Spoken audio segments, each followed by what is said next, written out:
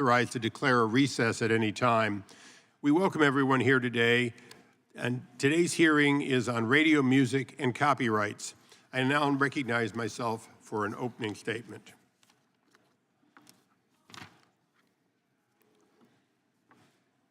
It's not Groundhog Day, ladies and gentlemen, but we've been here before. Today, among other things, we'll examine the long-standing and significant issue of our copyright laws that have persisted for nearly 100 years. In those 100 years, the radio music industry, which this year celebrated the 100th anniversary not only of a number of other issues, but the Radio Manufacturers Association, of which I was once the chairman, turned 100 this year. But in those years, we recognize that AM and FM radio has believed and been able to convince Congress that performers should not be compensated for their performances when done on terrestrial radio because, in fact, the performance is, in fact, a promotion for which no royalty should be paid. This flies in the face of virtually every other country in the world. We all recognize the invaluable role that radio plays in American history. Without a doubt, AM and FM radio has brought us news, weather, sports. Oddly enough, when it brings you news, they pay for those words to be spoken. When it brings you weather, they pay for those words to be spoken. When it brings you sports, you better believe sportscasters get paid for that. As a matter of fact, the late Rush Limbaugh never made less during the height of his career than $30 million a year for that amazing voice and those ideas. But were those ideas more creative than of that of our witness here today, Mr. Randy Travis? The fact is, we are here once again to ask why it is that U.S. joins the likes of North Korea, Iran, and Cuba in not recognizing public performance right in radio music broadcast. Even China recently modernized its copyright law to provide for performance right for sound recordings. But China will join the many others, including France, for example, in denying an estimated $70 to $100 million in royalties that are taken overseas but not paid to our artists. And I point out France, where I was just a few days ago. France collects the royalties. Their radio stations make a profit while collecting the royalties, or paying the royalties, I should say. But those royalties go to the government, which then promotes the arts and tourism with them, again, denying American performers who performed in those countries. This injustice has persisted for too long. That's why I introduced the American Music Fairness Act, AMFA, with the full committee ranking member, Mr. Nadler of New York. I know that we have been here before, and I know that it looks like, why would you do this? And the answer is, every year we must do the right thing until ultimately the right thing is done by these creative performers for what they have been doing. It's not new. When I learned that Frank Sinatra came and stood on the steps of the Capitol a very long time ago, not because he needed it, he didn't need the money, it's because he earned it, and because others who needed it far more than him were not getting it. He stood up for the little guy, and we should all do that today. We continue with that tradition with our witnesses, all of whom are famous in their own towns and their own homes, but none like Randy Travis. And I want to thank you particularly and his wife, Mary, for the extra effort it took to be here today and for your indulgence when I perhaps stray into some of your latest works in an effort to make the American people more aware of it. And with that, I recognize the ranking member of the subcommittee, Mr. Johnson of Georgia. Thank you, Mr. Chairman. And good afternoon, everyone. Thank you all for being here. Music is incredibly important to the economy of the nation and to Georgia, and many recording artists call my district home. Atlanta, Georgia is the capital of hip-hop and R&B with a vibrant network of creators, writers, music labels, recording studios, and music venues. But that is just the beginning. Creators in Georgia are making music in everything from rap to bluegrass to gospel to classical music. Georgia Tech found that in 2016, the music industry in Georgia generated $3.5 billion and employed over 16,000 people. Today, Georgia's music industry supports an estimated over 45,000 jobs with over 13,000 royalty recipients and over 91,000 songwriters. While the music industry contributes significantly to our economy on the individual level, it is difficult to be an up-and-coming musical artist today. It is difficult to keep up a steady stream of gigs, and it's even more difficult to break through as an emerging artist. Rather than the glorious and glamorous lifestyle that some might imagine, music creators often are working class, bartending at night, and recording during the day.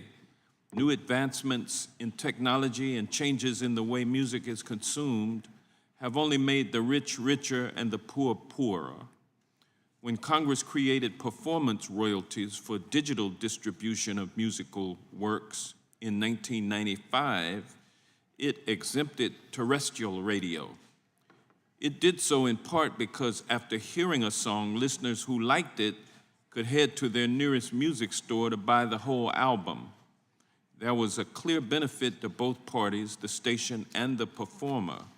But if you look at American towns today, you won't see music stores at the mall, no CD sections at your local big box store, and that's because music consumption has moved from buying albums to streaming individual songs.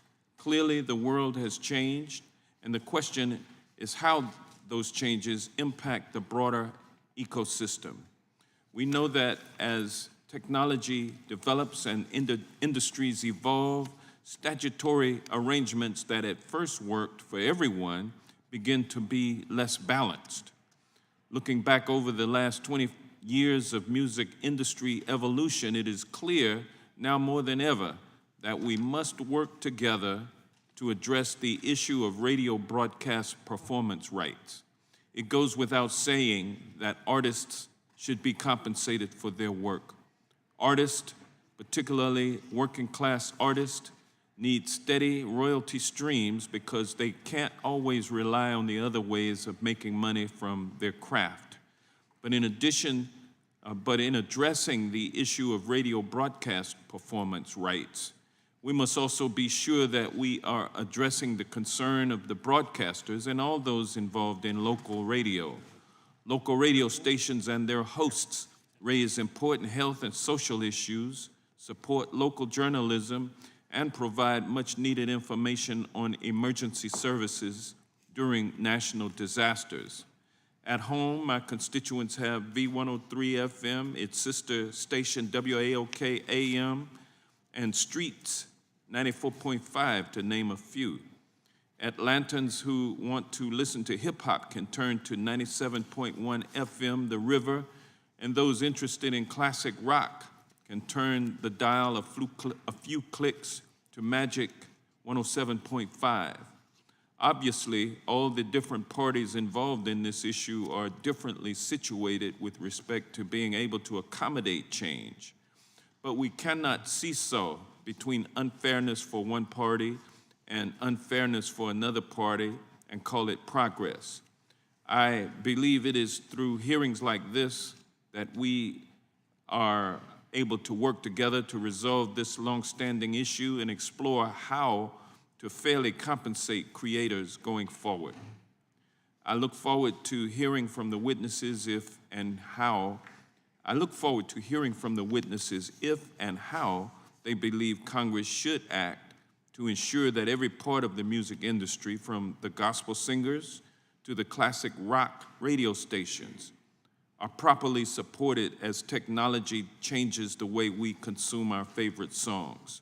I thank the witnesses again for their time today, especially to the Travises for making it here to Washington, D.C., and we look forward to hearing your testimony as well as the other testimony. Thank you. And thank you for your contribution to the culture also. I thank the gentleman. We now recognize my partner in the legislation, the ranking member of the full committee, Mr. Nadler of New York. Thank you, Mr. Chairman. Mrs. Chairman, when American workers clock out and sit down behind the wheel of their cars to drive home every evening or get on the subway, they can be instantly transported to rock concerts, jam sessions, and solo performances just by turning on their radio. Scrolling through the stations, they can hear country twang, operatic arias, and classical violin pieces performed through their car speakers. On New York FM radio, listeners can go from the Supremes to Miles Davis with only a few clicks of the dial. The music is different, but all of these examples have one thing in common. The artist is not being paid for the performance. Under American copyright law, the owner of a sound recording of a musical work does not receive royalty payments when the song is played on terrestrial AM/FM radio. That same recording generates income for the artist when distributed over any other medium, from satellite radio and streaming services to public venues and restaurants. There is no reason terrestrial radio should be treated differently from all other music platforms, and certainly not at the expense of artists forced to allow the distribution of their intellectual property for free. Creators whose performances are broadcast over terrestrial radio are not just famous performers currently on the Billboard Top 100. Working-class musicians struggling to make ends meet have, for decades, formed the backbone of the creative economy. But increasing inequities have made it harder and harder for those creators to make a living wage. Hourly workers living paycheck to paycheck may hear their own songs on the radio, but not receive a cent for it. The same goes for artists who no longer perform at all, whether because musical tastes change, or more poignantly, because the performer ages or faces personal tragedy that makes them no longer able to perform. Terrestrial radio stations can play the products of their life's work without the artist seeing a penny. We are honored to welcome Randy Travis here today to share his experience with illness that rendered him unable to sing, and I look forward to his testimony about how the lack of performance royalties has impacted his ability to earn a living. Finally, the failure of U.S. law to establish a performance right on terrestrial radio means that our singers and other musicians miss out on royalties when the music is broadcast overseas. Nearly every other developed nation in the world compensates performers for playing their music on terrestrial radio. But since we do not have a similar performance right at home, American artists do not receive royalties when their music is played abroad. This alone deprives U.S. artists of up to $200 million annually. Those who argue that this statutory omission somehow inures to the benefit of artists, who get free publicity and an expanded audience, are missing the crucial understanding that the world around them has changed. If the system ever were fair, it certainly is not now. As the music industry has evolved with technology over time, so too have the inequities brought about by broadcasters' exemptions from copyright royalties. For many years, the public purchased physical copies of recordings, whether in vinyl, cassette, or CD. When you heard a song on the radio, you might go out and buy the whole album. But today, teenagers no longer flock to stores to buy the latest album. In 2023, over 72% of U.S. music revenue came from streaming services. There is no reason whatsoever that artists should receive different treatment when their songs are played on the radio or streamed online. That is why I was proud to join Chairman Issa in introducing the American Music Fairness Act. AMFA would require broadcast radio stations to pay copyright royalties to performing artists, record labels, and other sound recording copyright owners for the right to transmit their music over the air. The bill was carefully constructed to ensure that smaller radio stations pay less than large ones, based on the annual revenue generated by the stations and their parent organizations. It is long past time for performers to be fairly compensated, and I hope that we can advance this legislation soon. While the absence of a performer's right costs our economy millions of dollars each year, this is not a monetary question alone. Artists, labels, and the overall health of arts in America all suffer for the absence of fairness in the system. I'm grateful to Chairman Issa for his work to ensure artists receive the royalties they are owed, and I thank both the Chairman and Ranking Member Johnson for holding this important hearing today. Thank you, and I yield back the balance of my time. I thank the gentleman. Without objection, all other opening statements will be included in the record. It is now my pleasure to introduce our witnesses, and I want to take a point of personal privilege and thanks to the fact that this is a very balanced and thorough. We have creative individuals. We have obviously the sound exchanges here, and we appreciate them. But we also have representatives both of the industry and Mr. Harrell, who represents a huge number of stations. This, in fact, shows a fairness to at least engage in the dialogue, and for that, I'm grateful. You may not always feel like it today, but I am very appreciative. With that, I'd like to introduce, this is a great honor, and the rest of you will have to live in his shadow, Mr. Randy Travis, who is beyond an exceptionally accomplished musician, having released 7 and if I get them wrong, correct me, Mary, 7 platinum or multi-platinum albums, and received 7 Grammy Awards, 11 Academy of Country Music, 10 American Music Awards, 8 Dove Awards from Gospel Music Association, and too many others to name. He was the 2016 inductee into the Country Hall of Fame, founder of Randy Travis Foundation, and this charity is dedicated to raising awareness for stroke and aphasia, and provides art and music enrichment for children.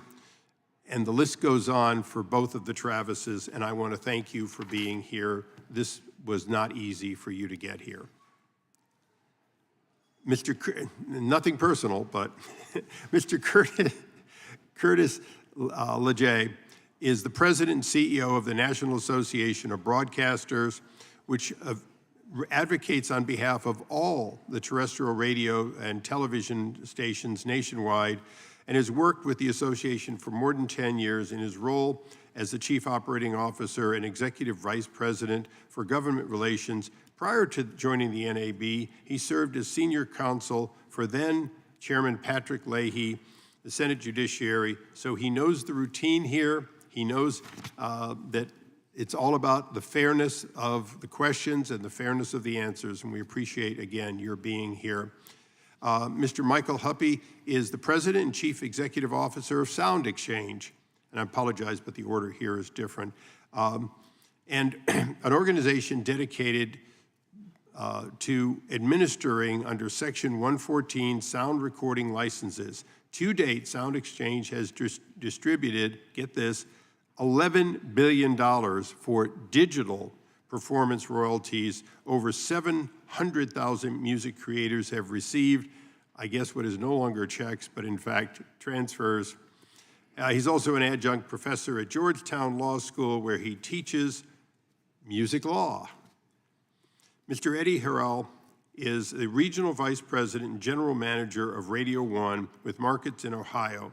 Radio One, an Urban One company, is one of the largest media companies in the United States. It also serves African Americans through radio, television, and digital properties.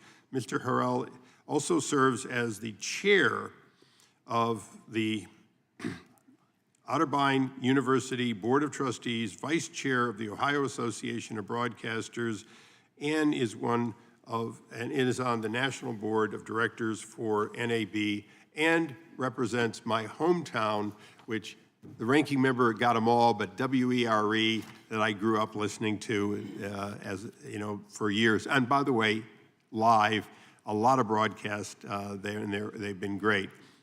I want to welcome all of our witnesses. As those who have been here before know, we will take your entire statement plus any additional material you want to give to us in for the record, but we do ask you to try to limit your opening remarks to 5 minutes. Because of the limitations that the stroke has placed on Mr. Travis, Mary Travis will serve as both a principal witness on her own behalf and at times may speak for Randy. I'm going to ask one indulgence. Can I call you Mary and Randy? Absolutely. Oh, that's made my day. The other guys will call you Mr. Pursuant to the rule, if I could ask you all to be sworn in, Mr. Travis, you do not need to rise, but if you'll raise your right hand and take the oath, please. You'll have to do the left.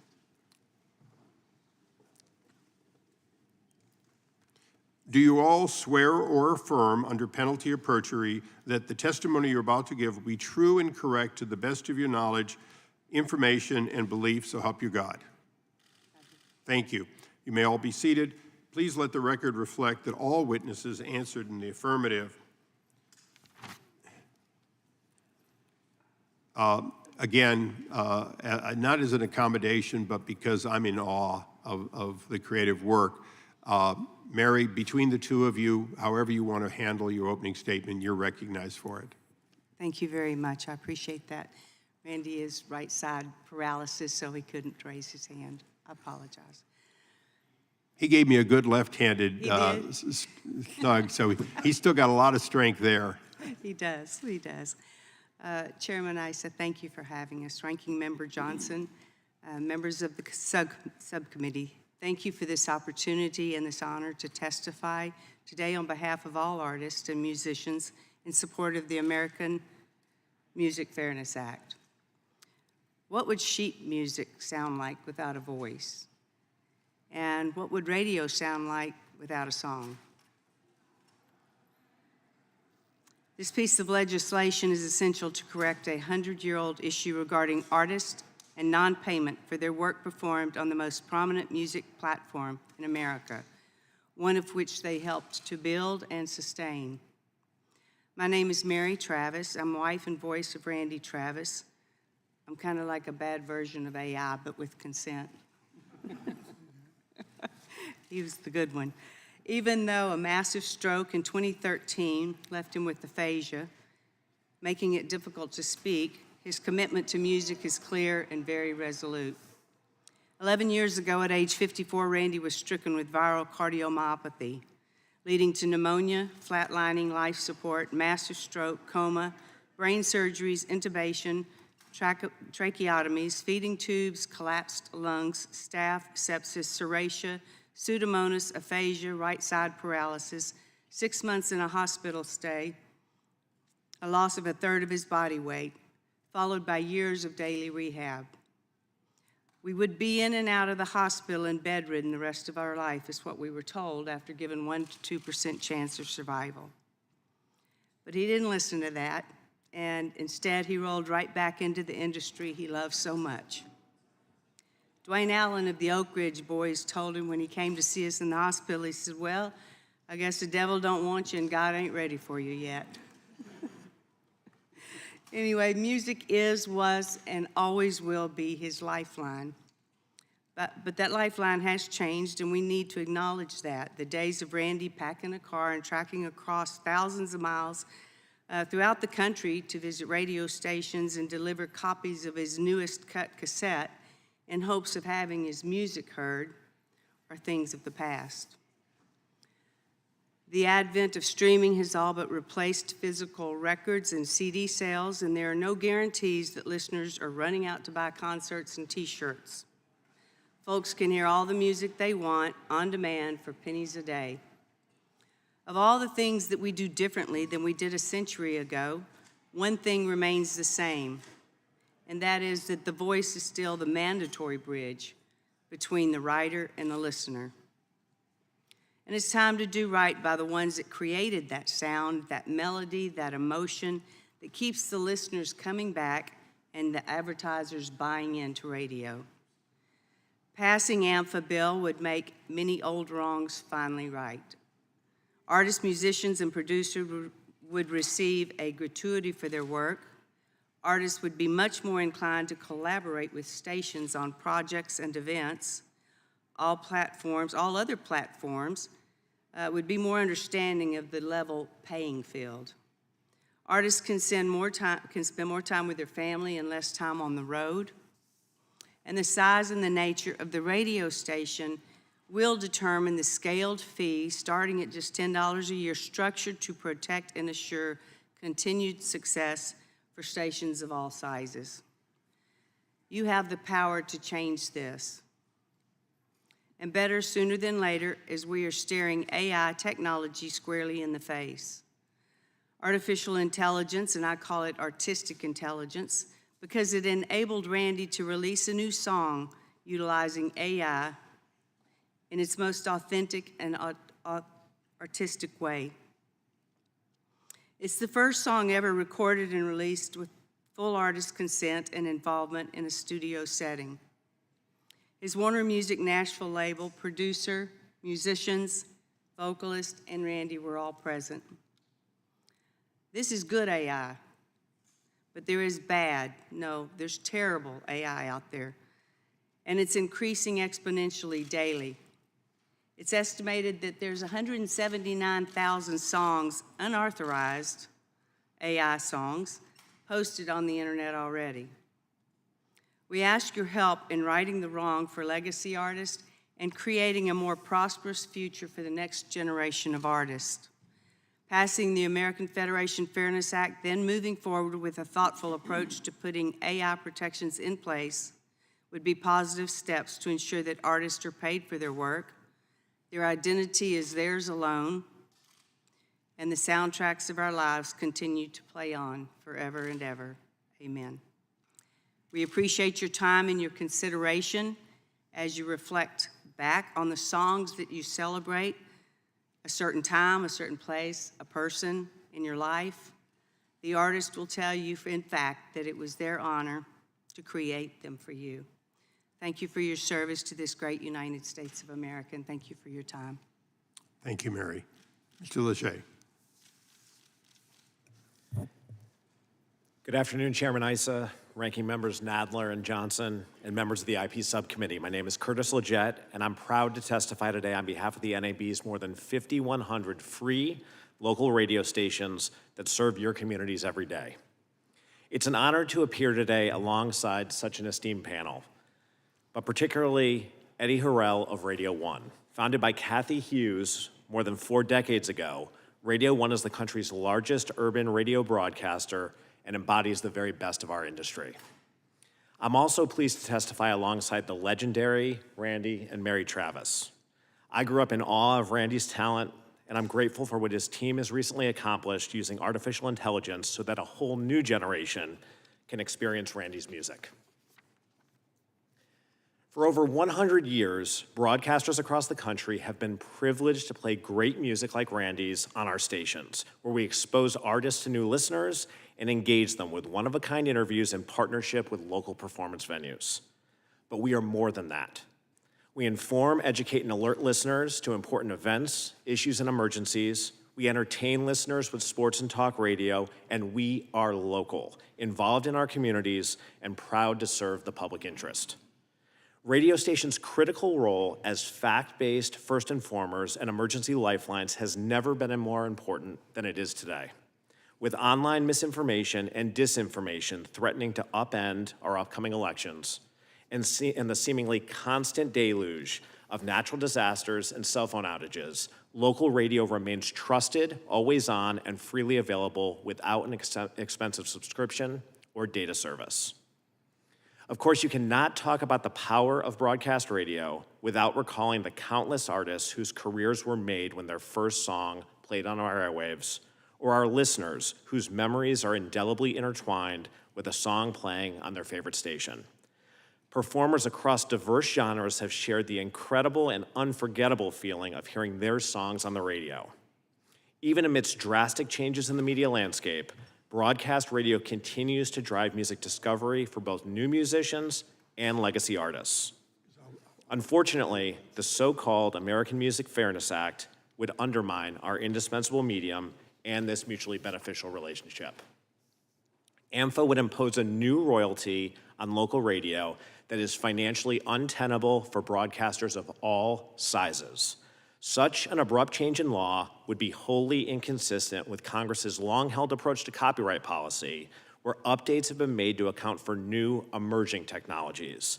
It would be virtually unprecedented for Congress to upend copyright laws that have governed decades-long relationships and on which entire industries have been built and relied upon for over a century. Radio invests considerable sums in producing content, employing on-air talent, and updating the equipment needed to run successful stations. Radio also pays substantial FCC regulatory fees and already pays hundreds of millions of dollars in annual copyright royalties to performing rights organizations like ASCAP, BMI, CSAC, and GMR, and streaming collectives like Sound Exchange. Without charging expensive subscription fees like our streaming and satellite competitors, local radio is supported by advertising alone. And with big tech having used their market power to siphon away local advertising revenue, a new performance royalty could spell the end for many local stations. For these reasons, 250 members of Congress, including 225 House members and 12 members of this committee, have co-sponsored the Local Radio Freedom Act, a resolution that opposes any new fee or tax on local radio. We are grateful for their support. Mr. Chairman, as you know, NAB stands ready and willing to engage in good faith discussions on a holistic legislative proposal that enhances our unique value to artists without diminishing our ability to serve your constituents. In the meantime, Congress has repeatedly considered and chosen not to impose the recording industry's one-sided performance royalty proposal on free local radio, and this committee should do so again today. Thank you for inviting me to testify. While this hearing's title focuses on the singular legislative issue on which the radio and recording industries disagree, I hope it also affords the opportunity to discuss the many areas of shared interest between our industries, including the novel threats and opportunities posed by generative AI. By rehashing old fights today, let's not sour the opportunity for consensus that has been the critical ingredient for all major changes in IP law in the modern era. I look forward to answering your questions. Thank you, Mr. Hoppe. Thank you, Chairman Issa, Ranking Members Nadler and Johnson, and members of the subcommittee. It is an honor to be here today to testify in support of the American Music Fairness Act. This bill seeks to finally remedy the egregious fact that the United States is the only democratic nation in the world without a performance right for artists on AM/FM radio.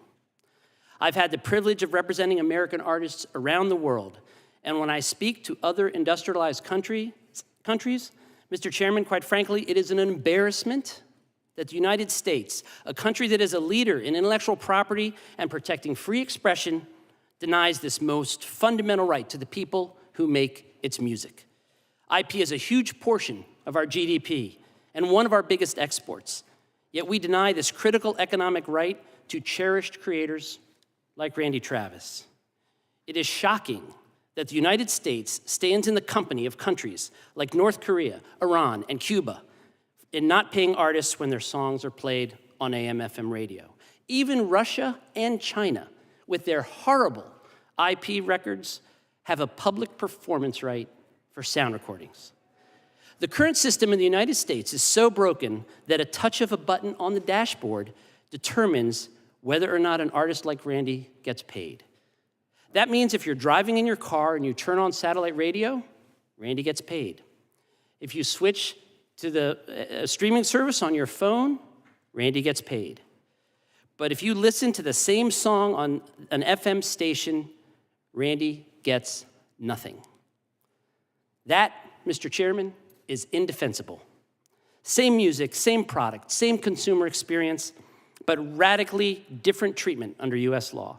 Apple, Spotify, Pandora, SiriusXM, even TikTok and YouTube pay the performer.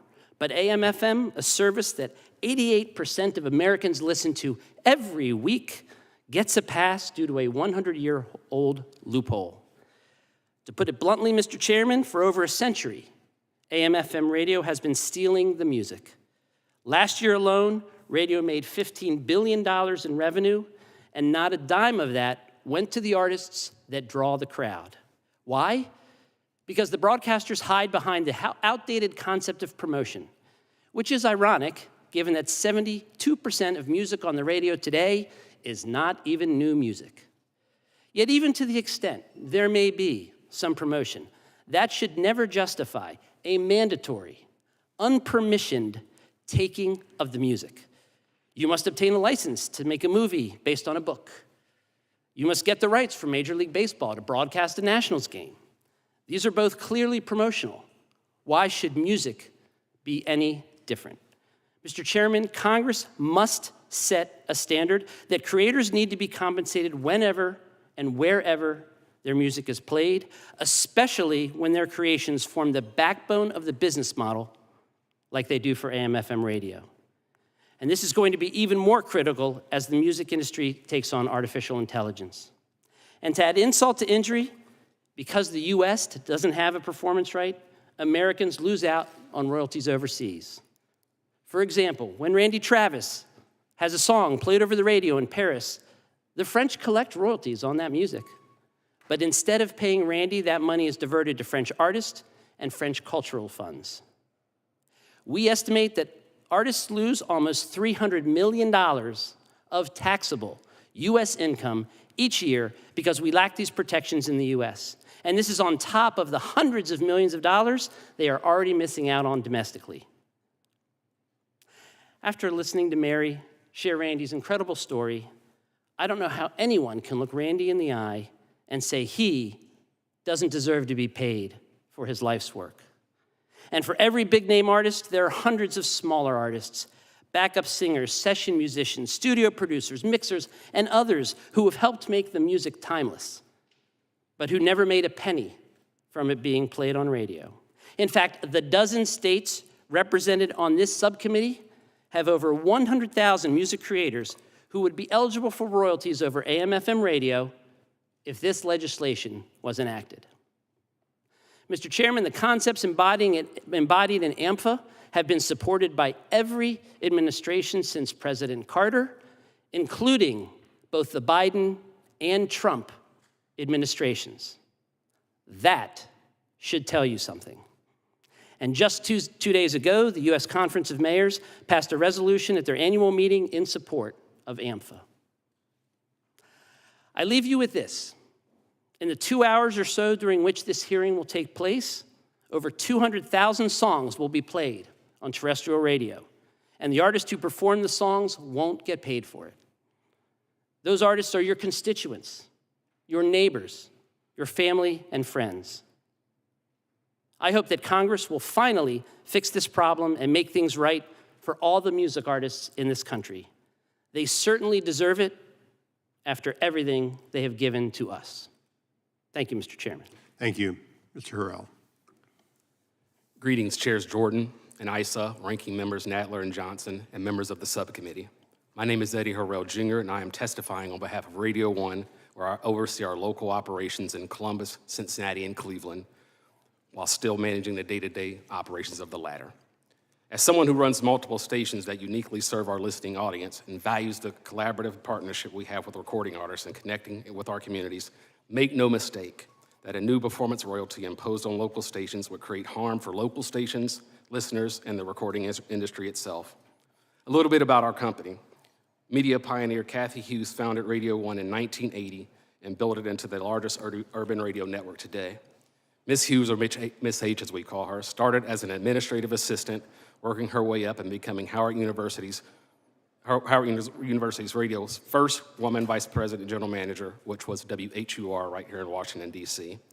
Her leadership was instrumental in creating unique WHUR programming like The Quiet Storm radio segment, which is now a staple and uniquely reflected the sound and style of the Washington, D.C. community. As anyone who has tried to start a new business knows, it's never easy. After being denied it 32 times by various banks and overcoming significant other hardships, Ms. H persevered to become a single station owner and develop a winning formula for what became Radio 1. That family business now encompasses more than 70 radio stations across 13 markets in urban America, including but not limited to Atlanta, Baltimore, Cleveland, Houston, Philadelphia, Raleigh-Durham, Richmond, and here in Washington, D.C. Today, Radio 1, now led by Ms. Hughes' son, Alfred Liggins, reaches 17 million weekly listeners and connects 1 million annual local event attendees with music and musicians that they love. Radio 1 also employs more than 1,200 people who come to work every day to make a difference in the lives of our listeners. Radio stations like ours provide a uniquely free service and connect everyday Americans. At Radio 1, we are the source for the latest music in R&B, hip hop, and gospel. In short, we inform, we inspire, we entertain. Not only does radio provide an invaluable source of daily news and entertainment, radio also serves as a trusted voice during natural disasters or emergency situations. In Cleveland, we have consistently served as a conduit for communication between the mayor and the police chief and the general public. Our ability to connect as a trusted voice in times of public emergencies is vital in all of our markets. Radio also provides a key platform for recording artists. I am proud of the real-life partnership that exists between radio and the recording industry. Broadcasters around the country are known for putting the spotlight on new, upcoming artists and therefore serving as an integral part of artist promotion. This continued relevance of radio and the value proposition is affirmed in the everyday life of my running the radio stations. The record labels are contacting us to promote new artists and music, looking for airplay to help launch the next hit. And while we embrace this promotion platform, our partnership with the recording industry goes much deeper than airplay. I often tell the story about a little-known upcoming trio who performed in Cleveland at Z107.9 Summer Jam in 2014. Before they performed, I had not heard of Migos. However, after the performance of Summer Jam, everyone in Cleveland and in the world soon experienced the generational hip-hop talent of Quavo, Offset, and the late, great Takeoff. This is just one example that illustrates the power of the collaboration between radio, the recording industry, and free promotion. Not surprisingly, none of our community investments go without a cost. Today, local broadcasters are competing against tech behemoths and global streaming services who, ironically, would use new AI tools to attempt to replicate the unique sounds and service of local radio.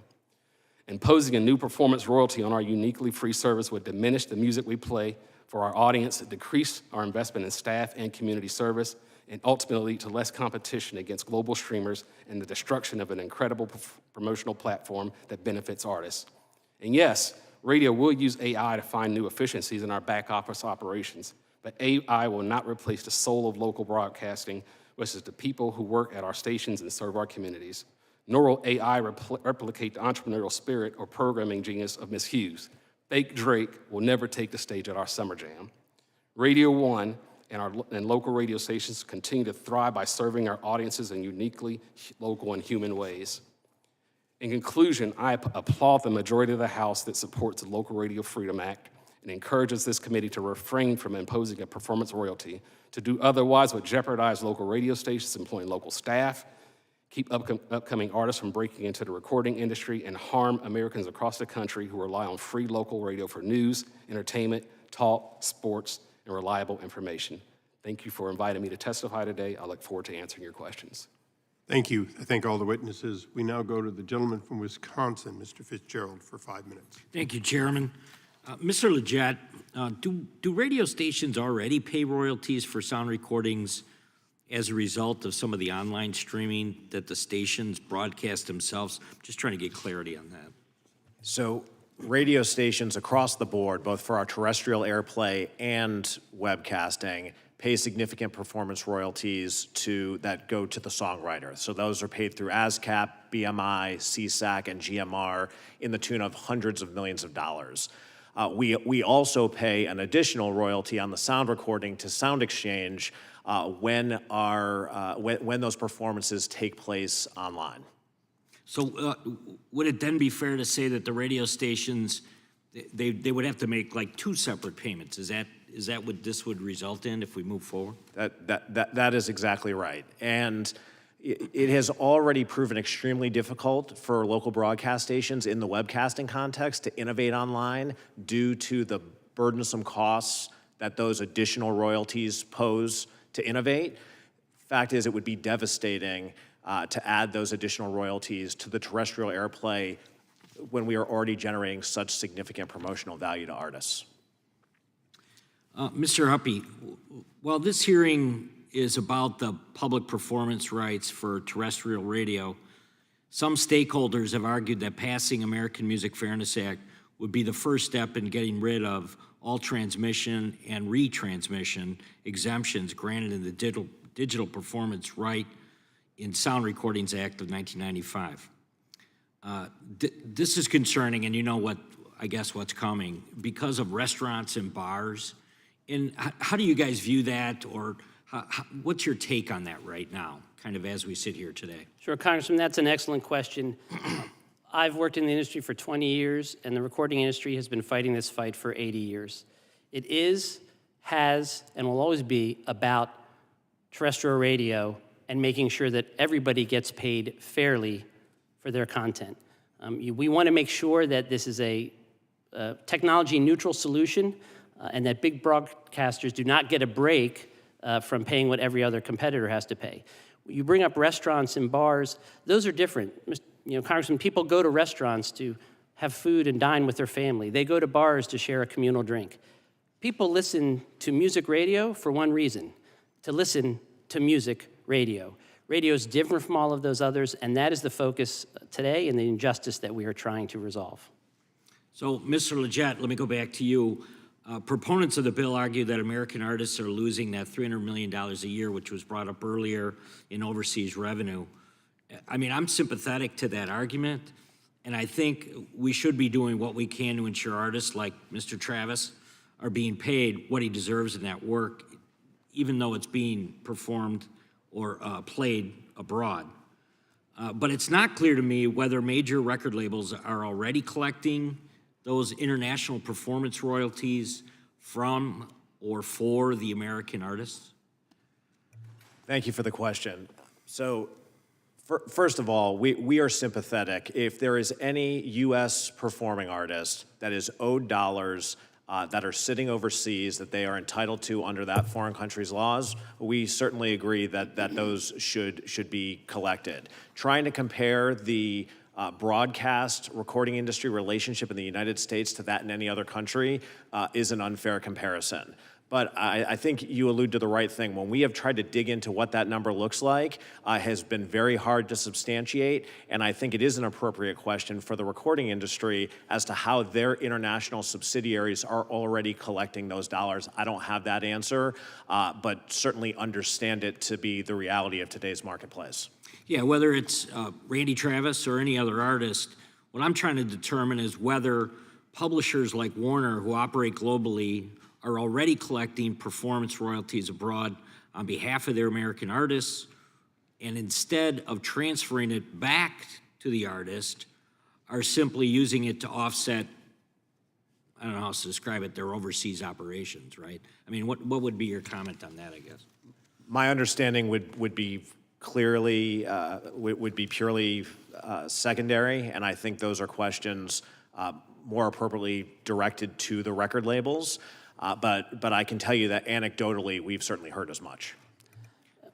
Congressman, if I may elaborate on that, Sound Exchange actually has 50 to 60 reciprocal agreements around the world. We have agreements covering 85% of the planet with organizations who do what we do in other countries. And in some cases, there are some collection in country by country from the labels, but in many cases, there is no collection. Sometimes that includes artist performances, but most often it's the artists like Randy who really lose out on this across the board. As I said, our estimates based upon the data we have is up to $300 million a year is left overseas and not repatriated to this country. Thank you all very much. I yield.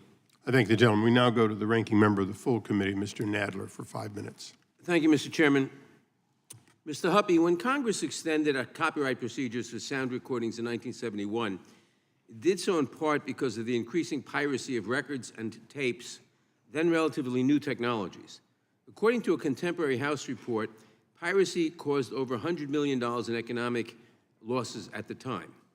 Similarly, when Congress extended digital performance rights in 1995, this committee presciently found that, quote, the digital transmission of sound recordings is likely to become a very important outlet for the performance of recorded music in the near future, close quote. It went on to say that without appropriate copyright protection in the digital environment, the creation of new sound recordings and musical works could be discouraged, ultimately denying the public some of the potential benefits of the new digital transmission technologies. We changed the law in 1971 because the evolution of technology had created a system that was unfair to artists and the listening public. We changed the law again in 1995 because once more new technologies were making it harder for artists to make a living. Do we have a similar argument today that the music ecosystem has changed? Thank you, Congressman. We absolutely have a similar argument today.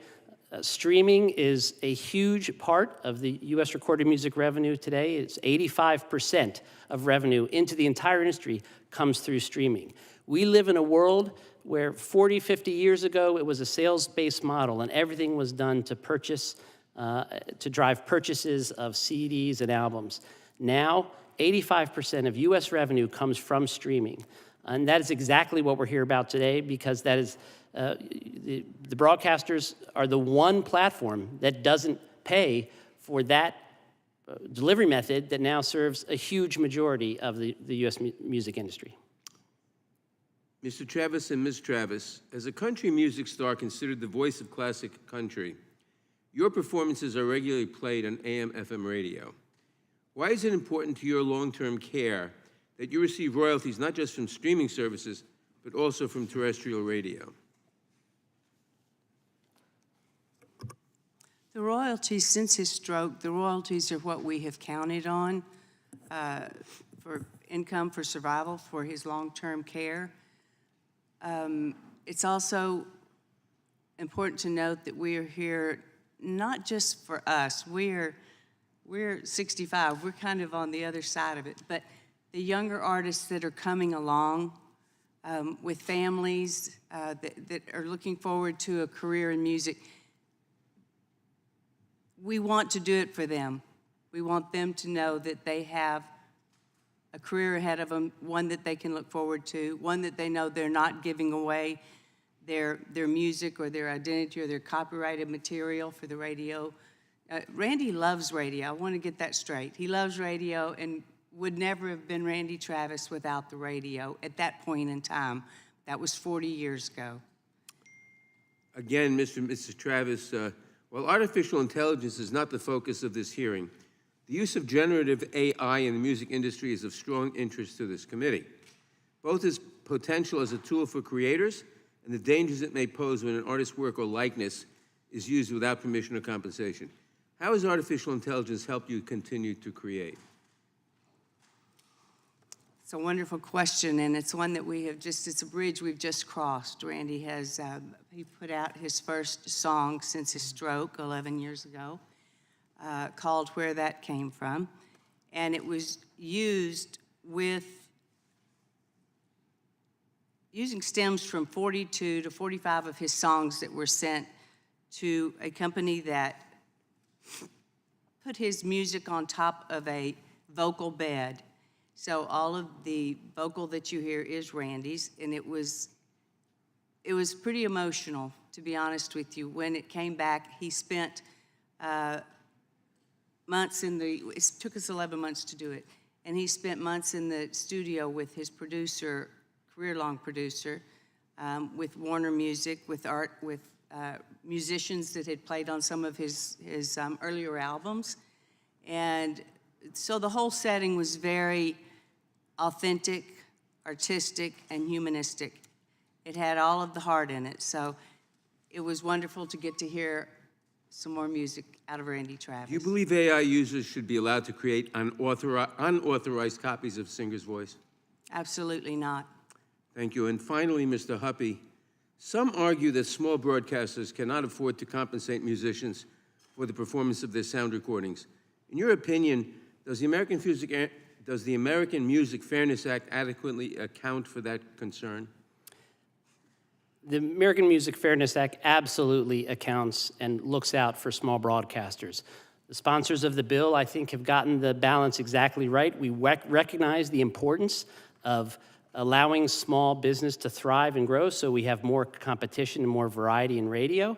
As you know, Congressman Nadler, 1.5 stations that make $1.5 million or less will have to pay a mere $500 for all the music they want to use in a year. That's $1.37 a day, and I hasten to note it's the lowest fee to join the NAB, which they offer to non-commercial outfits. We're offering $1.5 million cap to commercial outlets, and it's less expensive than what it costs a student to go to the NAB radio show, $539. So they can easily afford it by not joining the NAB.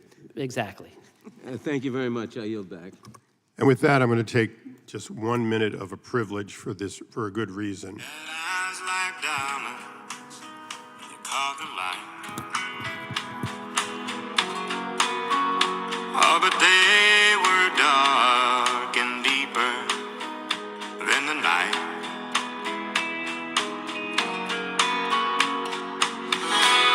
But when she'd smile, out came the sun. And there ain't no more where that came from. Now, I would love to play the whole thing, but the chairman is waiting. I now recognize the gentleman from Ohio, Mr. Jordan. I wanted to keep listening. I grew up under the old joke, and in my mom and dad's household, there were, two kinds of music, country and Western, right? That's it is good to be. I apologize, Mr. Chairman, for not being here earlier to do the opening statement. I was actually doing 2 talk radio shows, and so was unable to get here, but I'll enter the statement now. This issue has been before Congress for the past 100 years. It's also been in an impasse for the past 100 years. And I want to thank Chairman Issa for trying to tackle it. We must get this right. As everyone knows, music is interwoven into American history and culture. It's one of our most important cultural exports. Radio is obviously an extremely important institution in America. It's how millions of people get news and entertainment. Back in Ohio, we have some great broadcasters. This committee is entrusted with the jurisdiction over copyright matters, which means that it is up to us to balance the interests and the rights of creators and distributors. Historically, we have only been able to tackle complicated issues like this when everyone is willing to come to the table and find a path forward. In this case, it means balancing the interest of performers to be compensated and accounting for the reliance interest of the broadcast community for the value that they provide. Despite music consumption increasingly moving away from broadcast radio to digital streaming, the issue before us today is still one worthy of our attention. Last Congress, Chairman Nadler organized bipartisan negotiations to try to sort this thing out. Unfortunately, those negotiations stalled, and we never quite got to a resolution. Despite that, we still believe there's a deal to be struck that is fair to all sides, and most importantly, fair to taxpayers and consumers. We've heard from musicians across the spectrum about the importance of being fairly compensated, and we couldn't be more grateful to have legendary country star Randy Travis with us today and his wife to share their perspective. We also have with us Eddie Harrell Jr. from the great state of Ohio to share how broadcasters on the ground are thinking about these issues. Historically, this committee moves copyright legislation on a consensus basis. These issues are not and should not be partisan. So I want to thank again all our witnesses for being here today. I want to thank our chairman for putting this together and all the work he's done on this issue to try to get to a solution. And I look forward to the remaining discussion and debate and questions that come. With that, I would yield back to the chairman. Again, thank you for the time.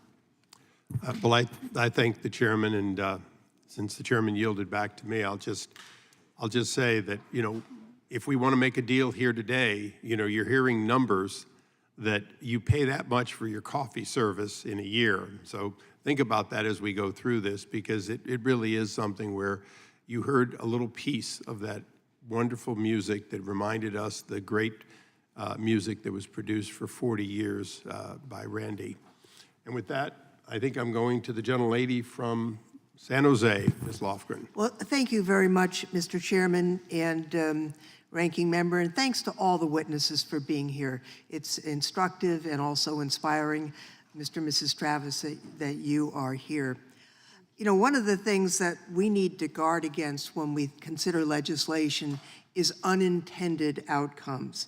And I realize people have different perspectives, so I want to focus in on one of those issues. Mr. Hupp and Mr. Legate, one of the issues is what impact would this legislation have on the critical role of radio stations in providing emergency broadcasts? Now, Mr. Legate, you argue that paying artists for airplay would come at the expense of investments in emergency broadcast systems, potentially compromising those systems, which would be important to every member of this committee. But Mr. Hupp, you contend that other countries successfully managed to fund both the performance royalties and robust emergency systems. How can you, the two of you, respond to the divergence of opinion that you are presenting here to the committee? If you could each address that briefly, I'd appreciate it. Well, I think what is, thank you for the question. I think what is most difficult about these comparisons to other countries' regimes is that there is no comparison to the U.S. locally focused, freely available broadcast model in any other country. And this model is time-tested, and across our laws, copyright, communications laws, there are special exemptions and special provisions that have been put in place to enable this locally focused service, ensure that we are always on in times of emergency, and ensure that we have a reach that enables us to touch listeners who maybe can't afford an expensive subscription service, don't have adequate broadband service. That is what local broadcast is serving. No, I understand, but my my question really has to do with the emergency services. So local broadcasters across this country are operating on extremely tight margins right now. I don't need to tell anyone on this committee about how disrupted the media landscape is, the degree to which the large tech platforms have siphoned dollars out of local advertising.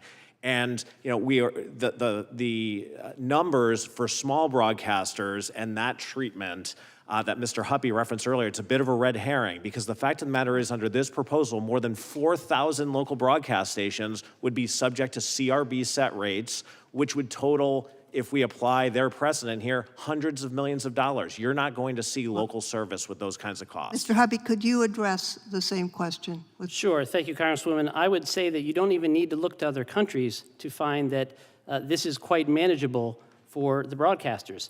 They have news stations that are required to broadcast emergency services, and yet they manage to make them profitable and pay their talent. They have talk stations that are required to do emergency service broadcasting, and yet they manage to make a profit and pay their talent.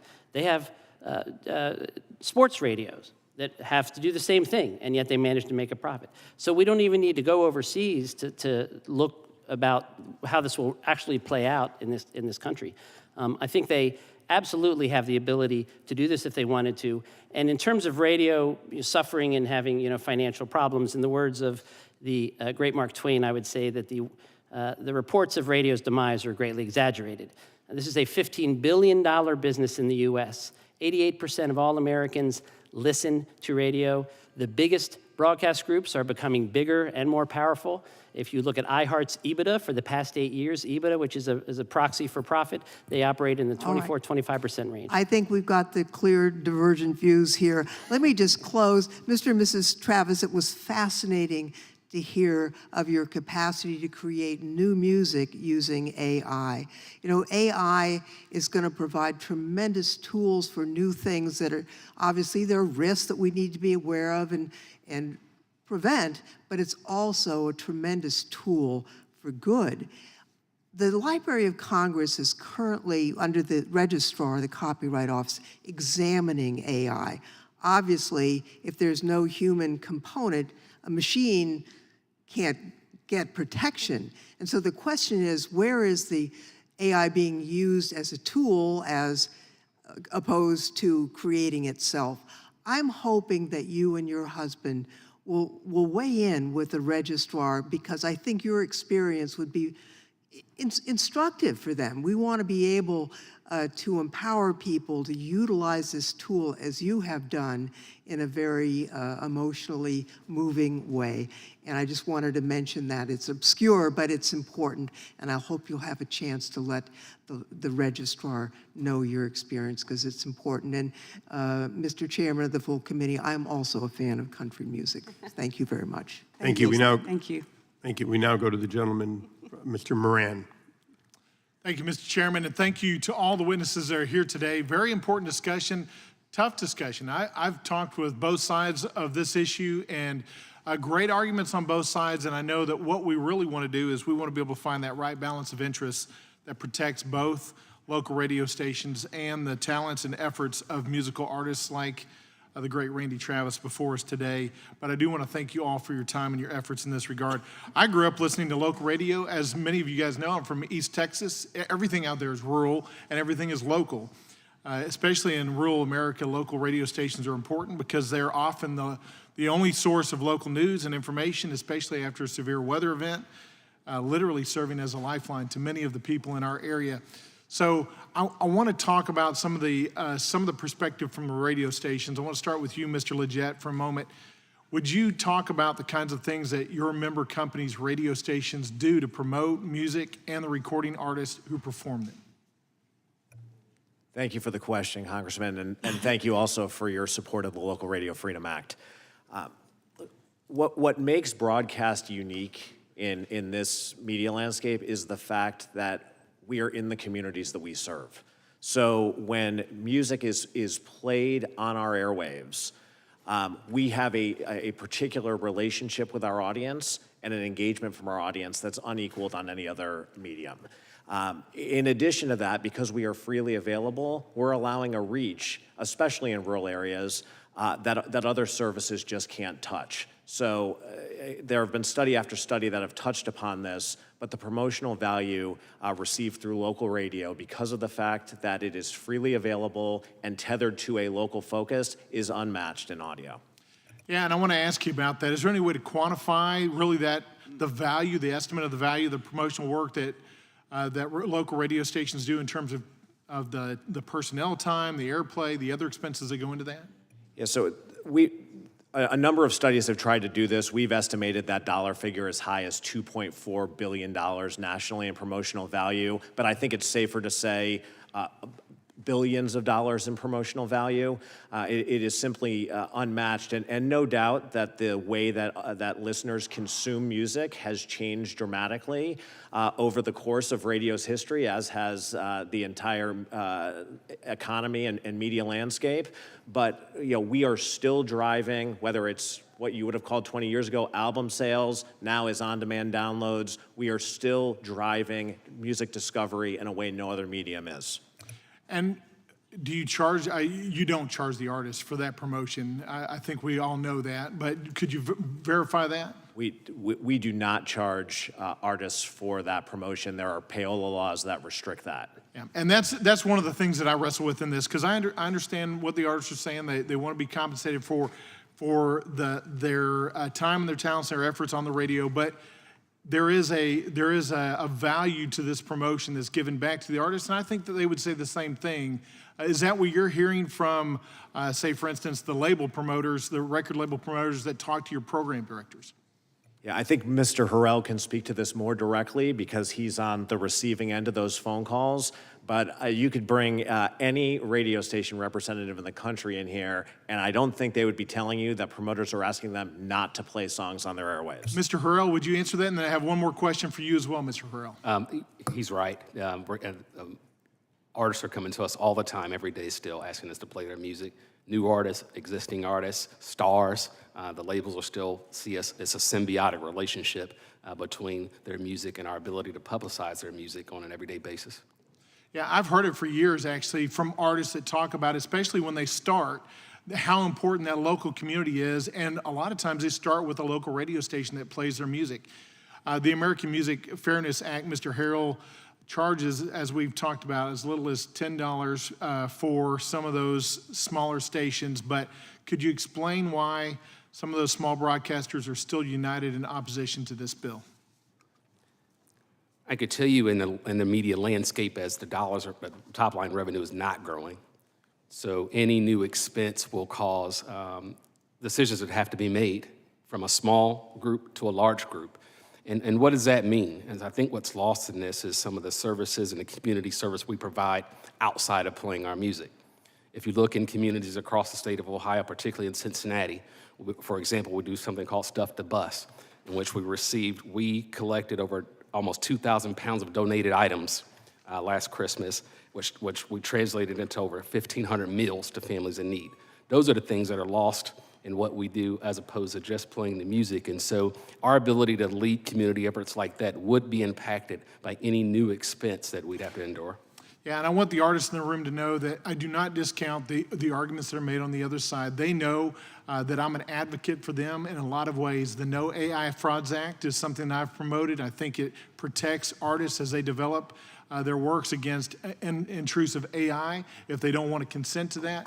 But I want to make sure that both sides of the argument are discussed and we find a good consensus ground to move forward without a yield back. Thank the gentleman. We Mr. now Chairman, go to the gentleman. Yes, Mr. Chairman, any chance I could follow up just briefly on the promotional issue? if you can be very brief, Mr. Schiff is waiting. Okay, thank you, Mr. Chairman. I want to say we recognize there may or may not be promotional value in music that is played on AM/FM, but this system takes that into account. It actually directs the rate setter to consider promotion. If the broadcasters believe the rhetoric that promotion is so valuable, then they should be confident that that would work its way out in the proceedings as a rate is set for this. So. I thank the gentleman. I now go to my colleague from California, Mr. Schiff. Thank you, Mr. Chairman. Thank you all for being here. Mr. and Mrs. Travis, I want to start by thanking you for sharing your story with us. I'm a proud co-sponsor of the American Music Fairness Act and a strong supporter of what this bill at its core stands for and what it means to creators. My district in the state of California is home to so many creators that rely, just like you do, on performance royalty payments every time their songs are played in restaurants, through streaming services, and elsewhere, everywhere but on AM/FM radio. I echo the sentiments of many of my colleagues that support this legislation, and I'm grateful that you took the time today to share the importance of this critical effort. I'd also like to take the opportunity to ask you a little more about your most recent song, Where That Came From, which you created using generative AI to create your voice, Mr. Travis. Can you share a little more about what that process has meant to you both, and specifically how you would feel if someone else used AI to recreate your voice without your permission? What is ownership of your ability, over your ability, and what should be your ability alone to train a generative AI model on your voice? What does that mean to you? I can tell you it was a very emotional thing for Randy to hear his voice again. We never thought we would.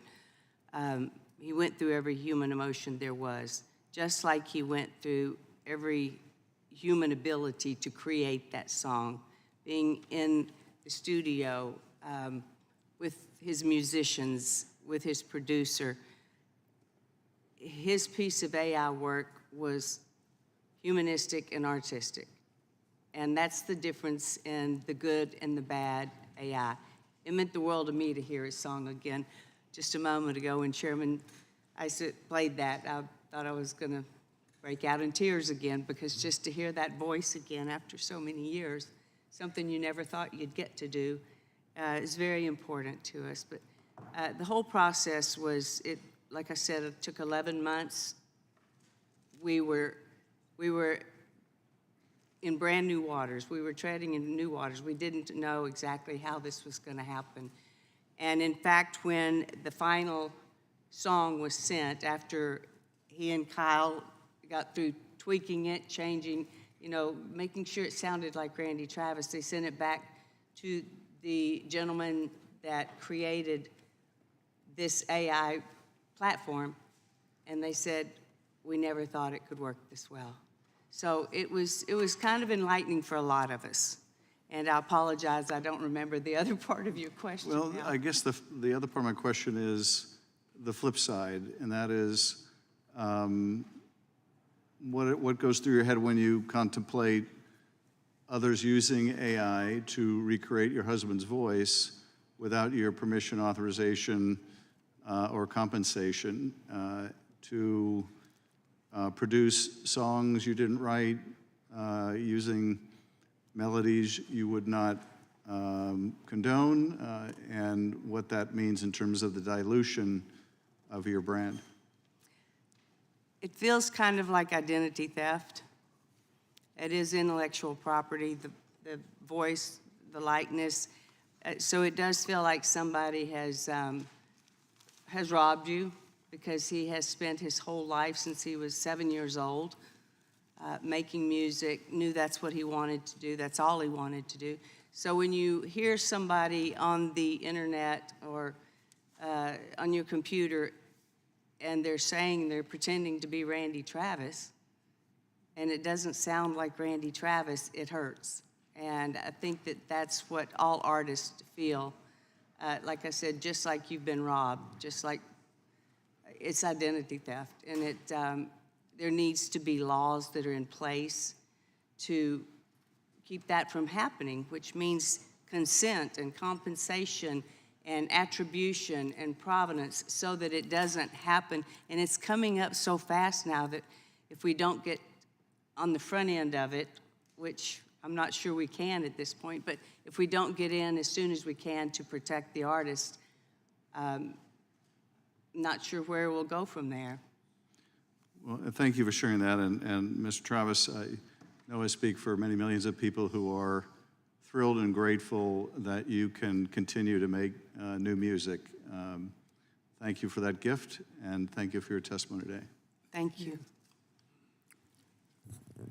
I thank the gentleman, and I might remind all of my colleagues that Mr. Schiff has been a leader on transparency and AI and wanting to understand it well enough to not to over-regulate it, but to make sure that we do get what's fair for the creators and their work that's being ingested. And thank you. We now go to the gentlelady from Florida, Ms. Lee. Thank you, Mr. Chairman.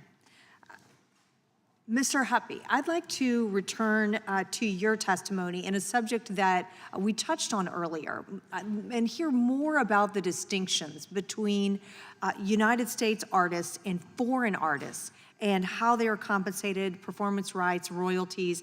If you would go back to that and tell us a little bit more about the distinction, how does the United States compare with other countries with respect to foreign performance rights and how artists are treated?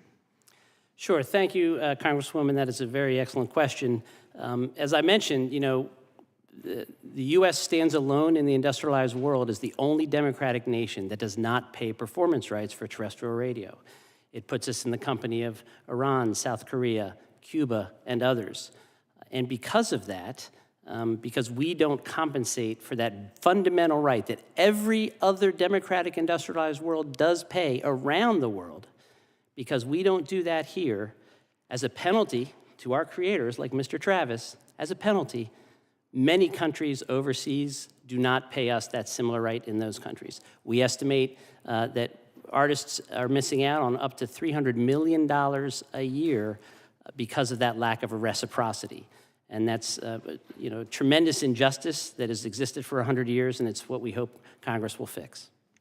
Do you have a sense, you just mentioned an estimate of $300 million a year, do you have a sense of whether that loss exceeds what would be paid to foreign artists if the policy were changed? That's hard to say, and it's hard to estimate. If AMFA were passed, they would go through a procedure to set the rates that, by the way, mimic the free market in many ways. The way this system works, there's many parts of the industry that are in this system where rates are set, and they look at things like promotion, substitution, what's the capital investment, you know, what do each of the parties bring to the table. So the attempt is to set a rate that as closely mimics the free market as possible. So it's impossible to sit here and say whether there would be a positive balance of trade one way or another, but I can tell you at the end of the day, you know, this is fundamentally about just making sure that everyone deserves to be paid for their work. We have a lot of discussion up here about exemptions and foreign regulations and how the FCC does different things. I would argue that all of those sort of hide the ball. This is about as basic a concept and an American ideal that you can think of. When you have creators like the great Randy Travis who pour their heart and soul into a beautiful piece of music, and you have another entity making, or set of entities making $15 billion off that music, we're just looking for a fair payment for that input. Do you have a perspective on what procedural impediments, if any, would prevent or inhibit the expansion of royalties for the performance of sound recordings to cover terrestrial radio? I think there would be very few procedural enhancements. Indeed, it's a fairly simple law as laws go. The AMFA is, at a high level, merely removing the exemption that the broadcasters have and putting them in the same class as every other music delivery platform. As I mentioned, Spotify, SiriusXM, all of them pay the performer, and even the broadcast industry themselves when they simulcast the exact same programming online, they also pay the performer. This would simply remove the exemption for the much larger part of their business that you've heard testimony about today and drop them into the same treatment as all of the other platforms. So it's a fairly simple process to do that from a legislative perspective. And to be honest, it would be fairly simple to be implemented. Since we're already operationalizing and paying out on the webcasting of all of these stations, it would be administratively fairly easy to add this on top of it. Now, Mr. Hurnell, counter viewpoint, I'd like to hear from you. You mentioned something a moment ago you referred to as stuff the bus, which I think is reflective of really the greater community impact and community commitment that you see from some of these local broadcast radio stations. Tell me a little bit more of that. If the top line revenue is not growing, describe for us in a little more detail what you think is the impact or the overall loss if we were to make this change. Congresswoman, thank you for that question. And first, I would be remiss if I did not thank Mr. Travis for his tremendous contributions to American history and to American music. I want to make sure I do that. We keep hearing treat us the same, when in fact we're not the same. We are not the same as Spotify and Pandora and other streaming services. Pandora and Spotify cannot do the things that we do on a daily basis outside of just playing music, as you mentioned. Spotify and Pandora don't get 1,000 backpacks and give them to students when they go to back to school. Pandora and Spotify don't do something we did very unique in Cleveland when we're at the height of some tension in race relations. All 21 radio stations in Cleveland, all 21, 4 competitors, agreed to stop the music and do a forum on race on all 21 stations at the same time. That's something that Pandora and Spotify cannot do. They won't do. It's not part of their model. So when you talk about us being the same, I think it would be disingenuous to not recognize the differences that we have and that what's important to us. And so our ability to do those things that are important to the communities are important as we do our daily business.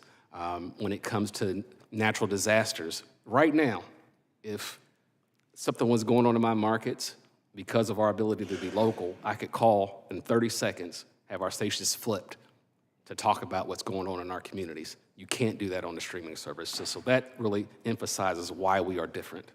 I thank the gentleman. I'll inform everyone there are votes on the floor. The intent of the chair, and hopefully you can all stay, is to vote as quick as we can, 11 times, and come right back.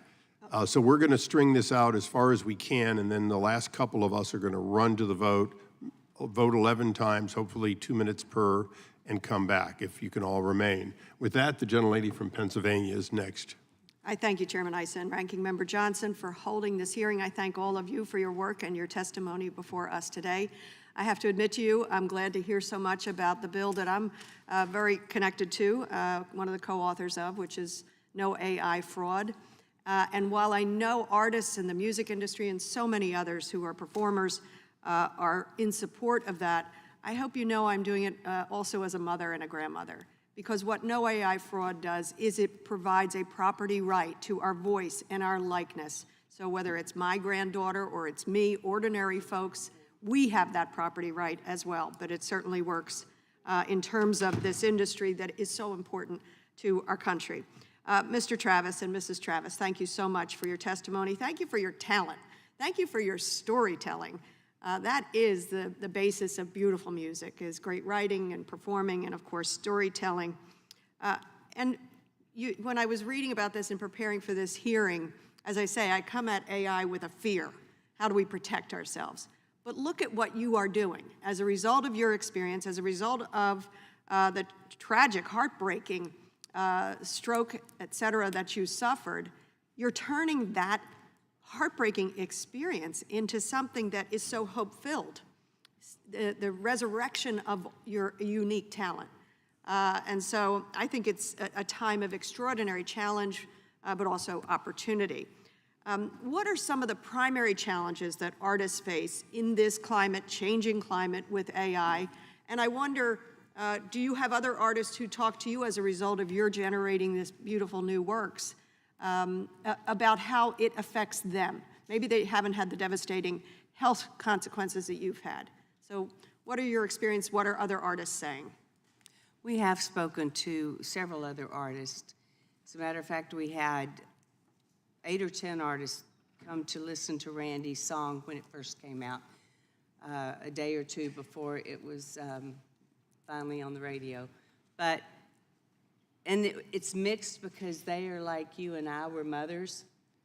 We have children, and it scares you to death what AI can do. Yeah. You hear it all the time about the older generation that's taken advantage of through AI voice, and you know, the grandson's in jail and needs money, and fraud as far as bank accounts.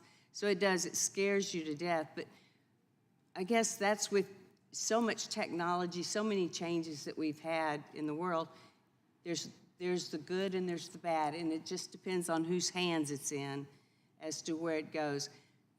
I think the artist, from their standpoint, if they haven't been through anything tragic, as in Randy's case, where it took his voice, it took his livelihood, I don't know that they have, many of them have embraced it.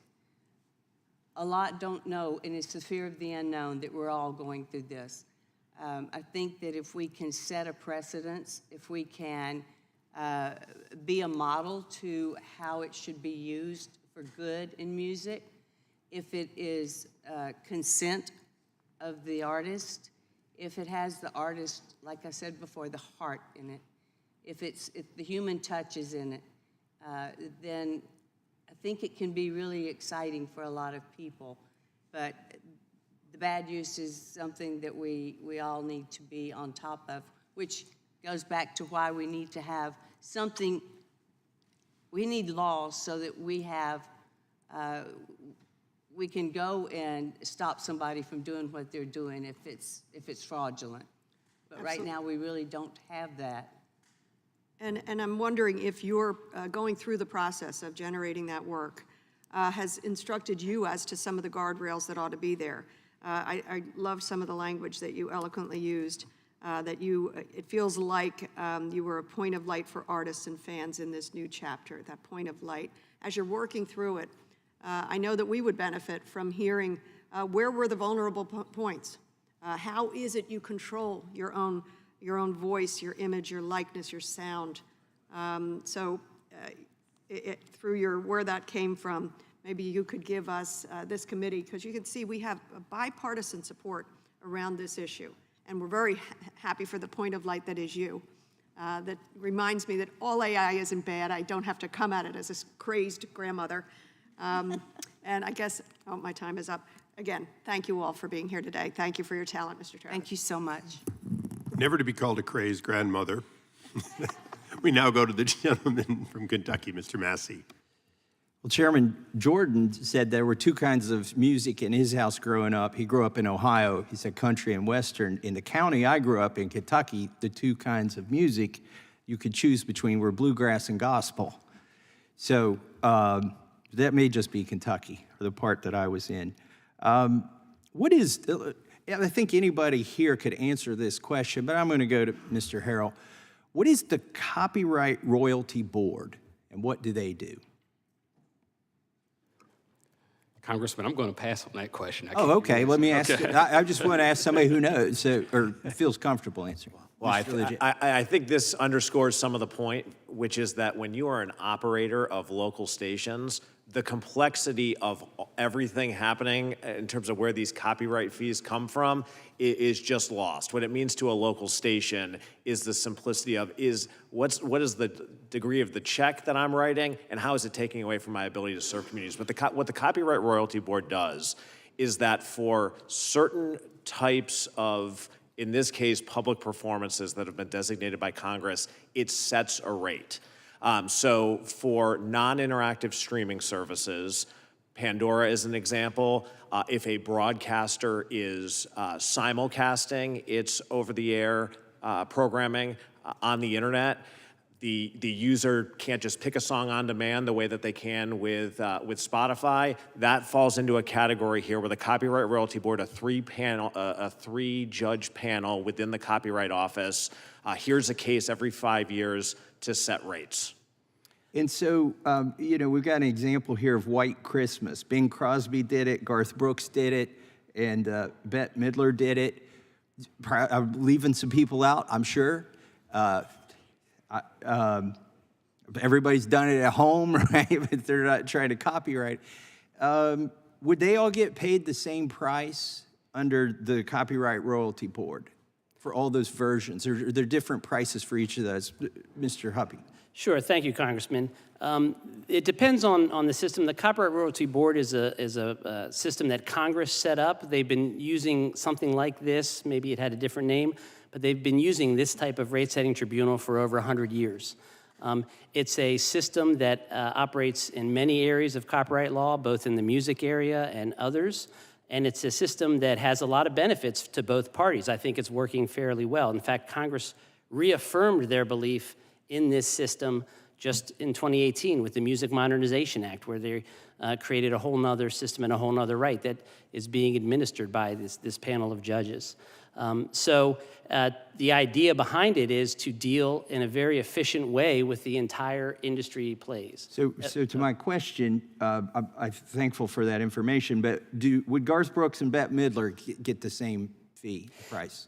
In general, on the sound recording side, when the CRB operates with what Sound Exchange does, streaming radio on the digital world, artists are treated very fairly across the board. No, that's not what I'm asking. The answer is yes. They get the so same. They're paid the same price, and you're saying fair, but everybody has a different version of fair. Fair enough. And so you said something before about mimicking the free market. If we're going to revisit things that have been assumed for 100 years, why should we assume a tribunal should be deciding what's fair? That doesn't sound American to me. In fact, I think if you went and asked the artists, we keep asking this question, who benefits under this regime and who benefits under the new regime? I bet if you asked 100 artists, performers would tell you, would break it down differently as to the benefit of the promotional aspect of it or, the royalties that they want to enjoy after they've quit making music. So when you get to a situation where everybody has a different answer, instead of mimicking the free market with the three-person tribunal, I'm just going to ask a crazy question. Why not have a free market where an artist could decide, okay, is it benefit to me to play on radio for free? Or I'm sure Randy Travis would probably fetch a better price than my neighbor who thinks he can sing. But they would. Could we have something where there are different prices? It just doesn't. We're comparing things to these dictatorships or whatever, and I'm wondering, where is the free market here, Mr. Leggett?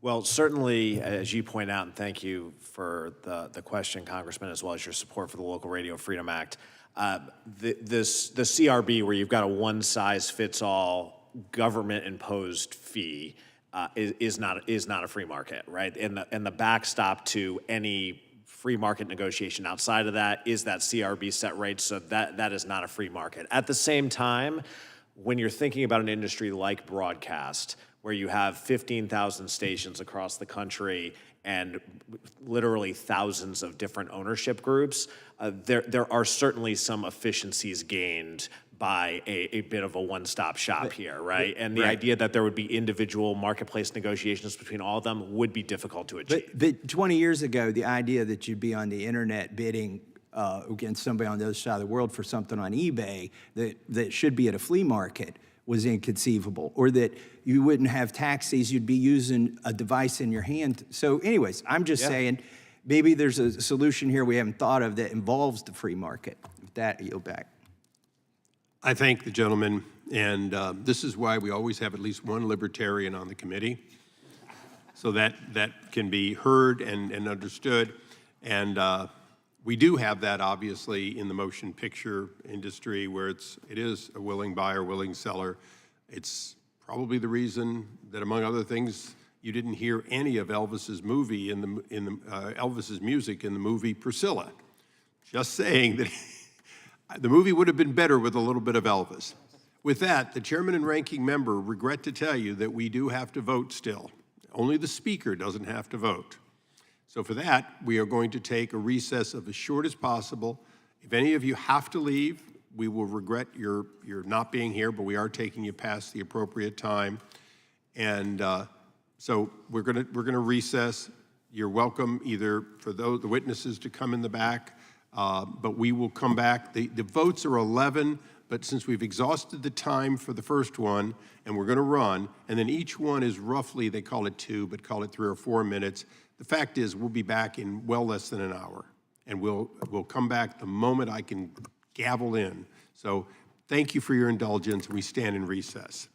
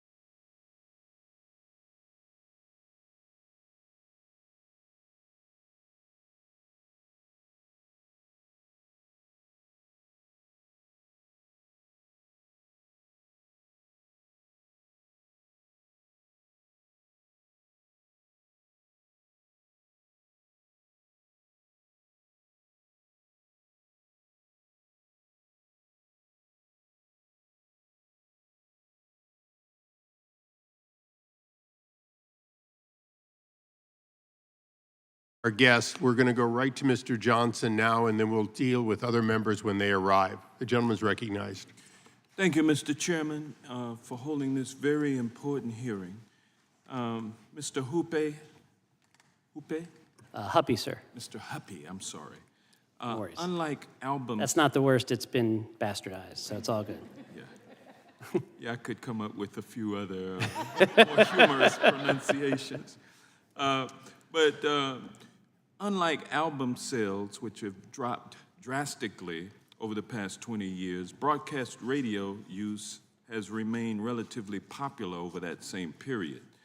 According to Pew Research data, the percentage of Americans aged 12 or older who listen to traditional or terrestrial radio in a given week fell just 10 percentage points between 2009 and 2022. How would you respond to concerns that adding a performance royalty for terrestrial radio broadcasts would make it harder for local radio stations who are so far weathering the changes in technology pretty well? How would you meet that argument that this will hurt the ability of broadcast radio stations to stay afloat? Thank you, Ranking Member. That's an excellent question. And I think it's fair to say broadcast radio does all of these things in other formats and manages to turn a profit and do all the things that they do. And music radio is the largest part of their revenue. People go to music radio to listen to music radio. Local, and truly small and independent broadcasters are accommodated in the bill, as we've discussed before. Any broadcaster making $1.5 million or less that is not part of a huge conglomerate pays merely $500 a year, which is less than the cost of a candy bar every day for all the music that they need. And I think that's what the public clamors. That's what people want when they listen to music radio. And there's been a lot of discussion about promotion throughout this hearing. But the fact of the matter is, promotion will be taken into account in all of this process. So I think that we would not see a drop-off in radio by having to pay a performance royalty. Thank you, Mr. Leggett. How much money would it cost the average station that produces revenues in excess of $1.5 million annually? What would be the average performance royalty rate that it would pay yearly, given the number of songs that you can, I'm sure, talk about they play? In other words, we know that a certain number of songs get played within a certain period of time every day, and then calculating those numbers, you should be able to determine how much in performance royalties an average radio station that produces income in excess of $1.5 million would have to pay. Well, thank you for the question. It's a little bit difficult to answer, but I'm going to do my best in this regard. If you're taking the current CRB framework that applies to our streaming, which is a per play, per listener measurement, and you just extrapolated that onto terrestrial radio, you are talking about millions of dollars in royalties per station. And scale that up, especially if you're talking about the most popular stations in the country. And that has a real impact on those local stations' ability to serve their communities. So of the $15 billion annually that the broadcast industry takes in, about there would be millions of dollars that would be paid out. Is that what you're saying in performance royalties? Across the entire industry, millions understates it. Again, if you are applying the calculation that today applies to webcasting over to broadcast, the legislation, in fairness to the legislation, doesn't set a particular rate. It obviously sets some criteria for the rate, but it would be a devastating number under any scenario that matches what the CRB is currently doing. We've already seen that in webcasting, those rates are unsustainable for local broadcasters. It's a major inhibition in broadcasters' ability to innovate in streaming. I would be remiss if I wish that I could hear from you in response. Can we? Please go ahead. All right, thank you. Respectfully, I would have a different view on that. When the rates are set by the CRB, the point they try to do is look at all the factors, one of which is the licensee's ability to pay. So the CRB will take into account what is the level of promotion, how much does a licensee contribute, what is the cost and benefit, what does everybody bring to the table. And the CRB will take that into account when they set the rate and set a rate that is affordable for the broadcasters. All right, and last but not least, I'd simply want to say that I hope that we can continue to listen to the music of Randy Travis, both his new music and his legacy music, which I would be remiss not to recite at this time.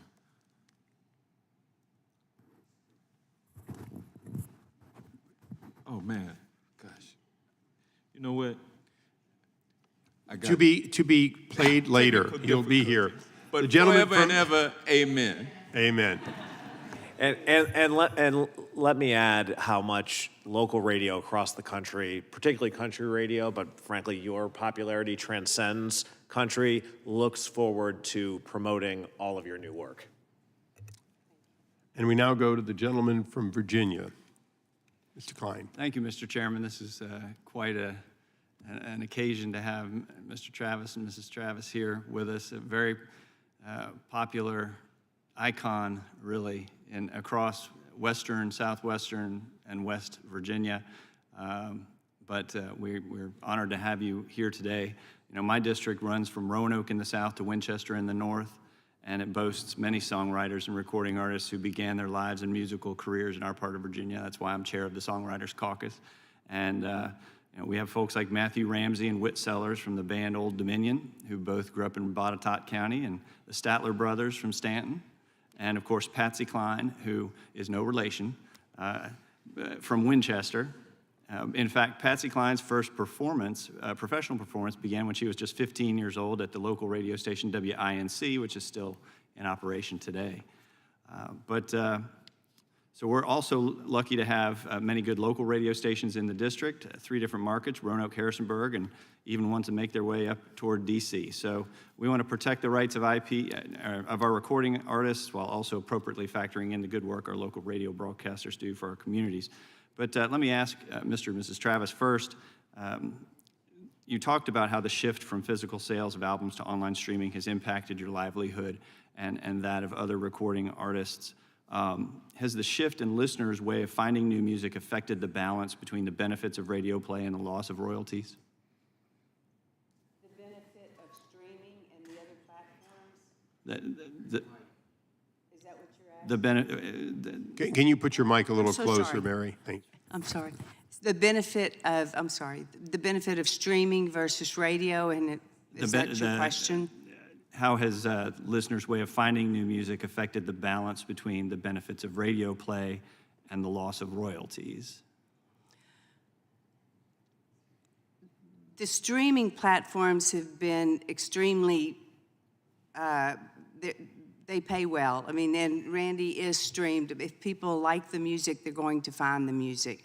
So, but the royalties that are, and I think we just heard that there's millions of dollars a year, hundreds of millions, I think he said, that the artists are missing out on. That's not something that makes us feel real good about. Does the failure to pay royalties to recording artists for radio play while paying songwriters for that same radio play have any effect on decisions to record your own music versus having other artists record music you've written? It's always something in the forefront of an artist's mind. Some artists just don't write, but they sing. Preferably, yes, you would write and you would perform, and that way you would ascertain being paid. But what I would like for people to remember is we were speaking about the smaller radio stations in the smaller areas. I had a grandfather that had one in Whitfield, Virginia. years ago.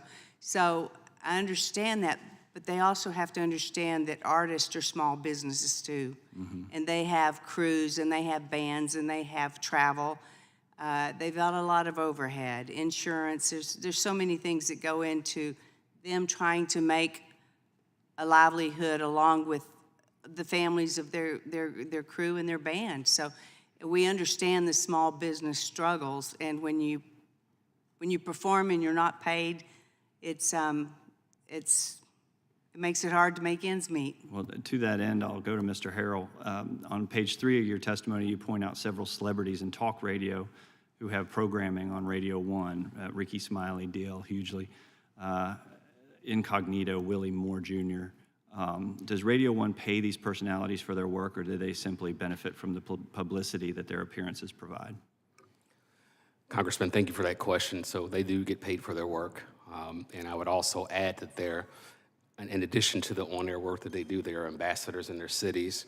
Why does radio pay talkers for content but not artists? Because they're representatives of the community and they're part of our staff.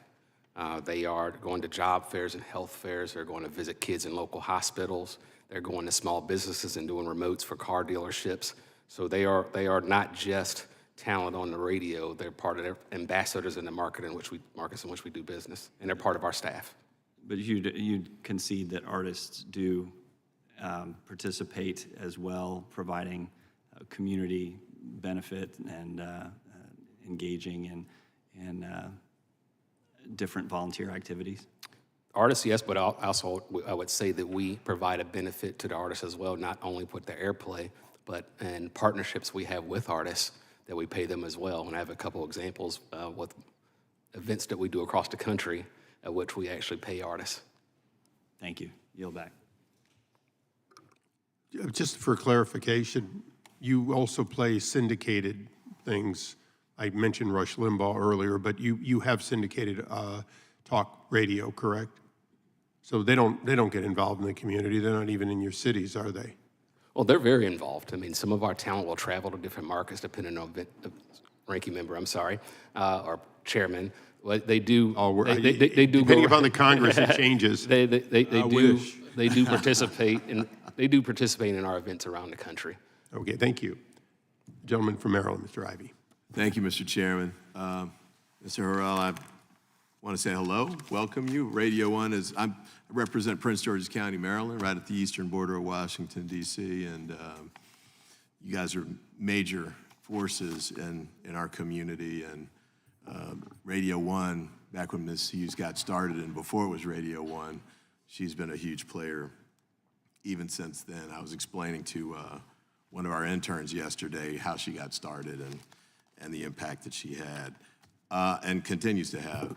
I want to follow up on Ranking Member Johnson's questions about figuring this out from a dollars and cents standpoint, because I think we've heard, not everybody on the committee, but many members who are saying, it'd be great if we could work something out here, something that gives some kind of accommodation to the artists, but obviously, certainly I don't want to see Radio 1 go out of business, or I want to see it continue to thrive. Matter of fact, I'd love to have you all move your offices back to Prince George's County, but that's another conversation.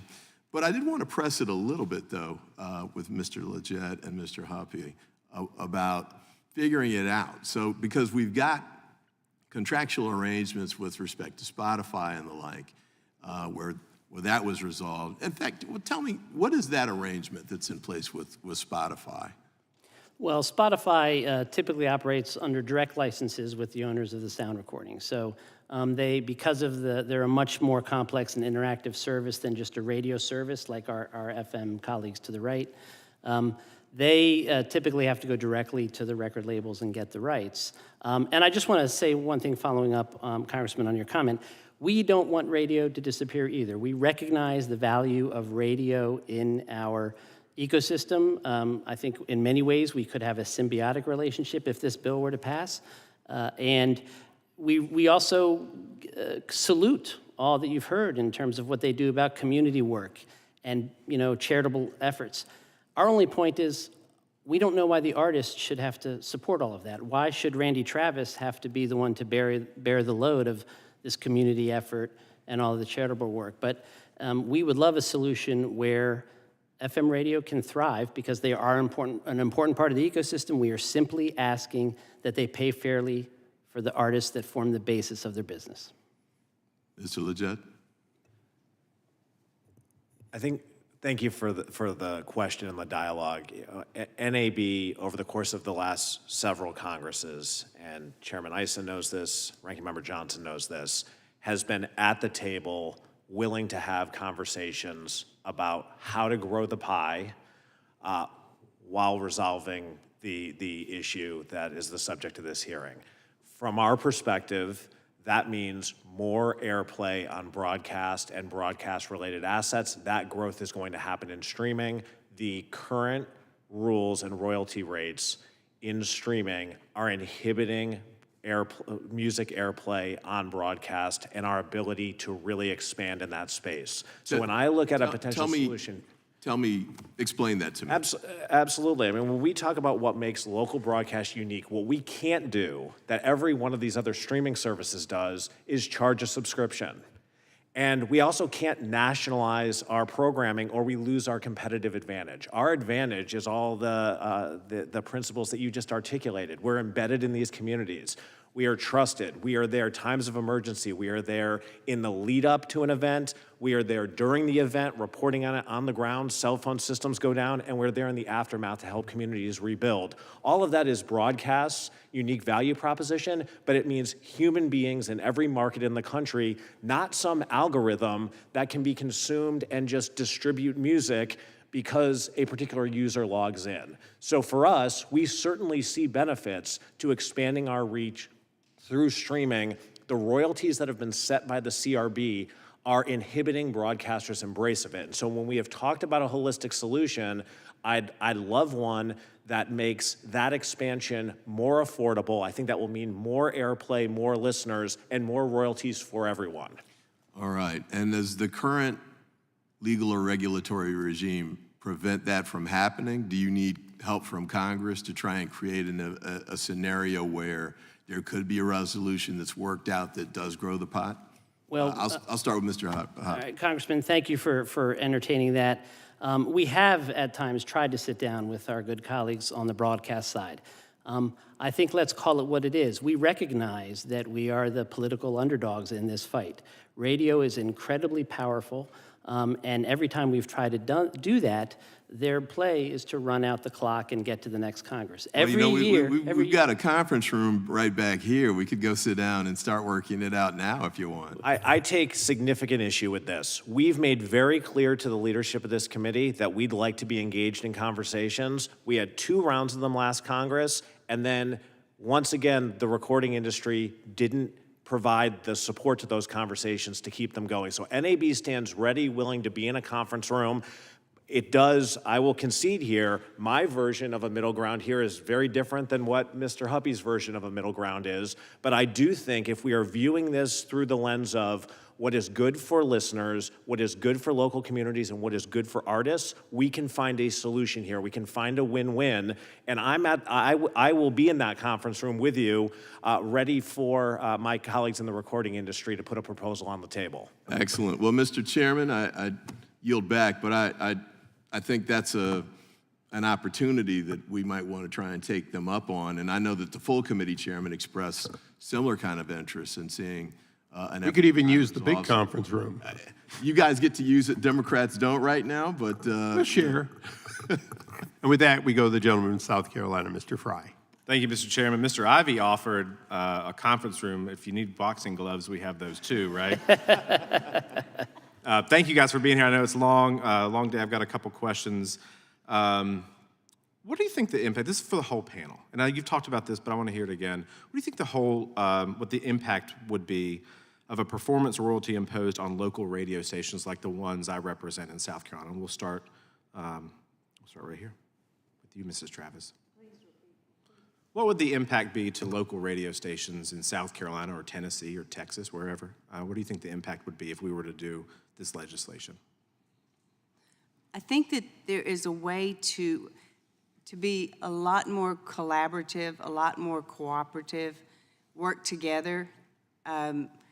I guess the bottom line is it's right or wrong, it's principle, it's not getting paid for work that's done. If it was just a little stipend, a little royalty for each time they use their song, they would be more willing to work together.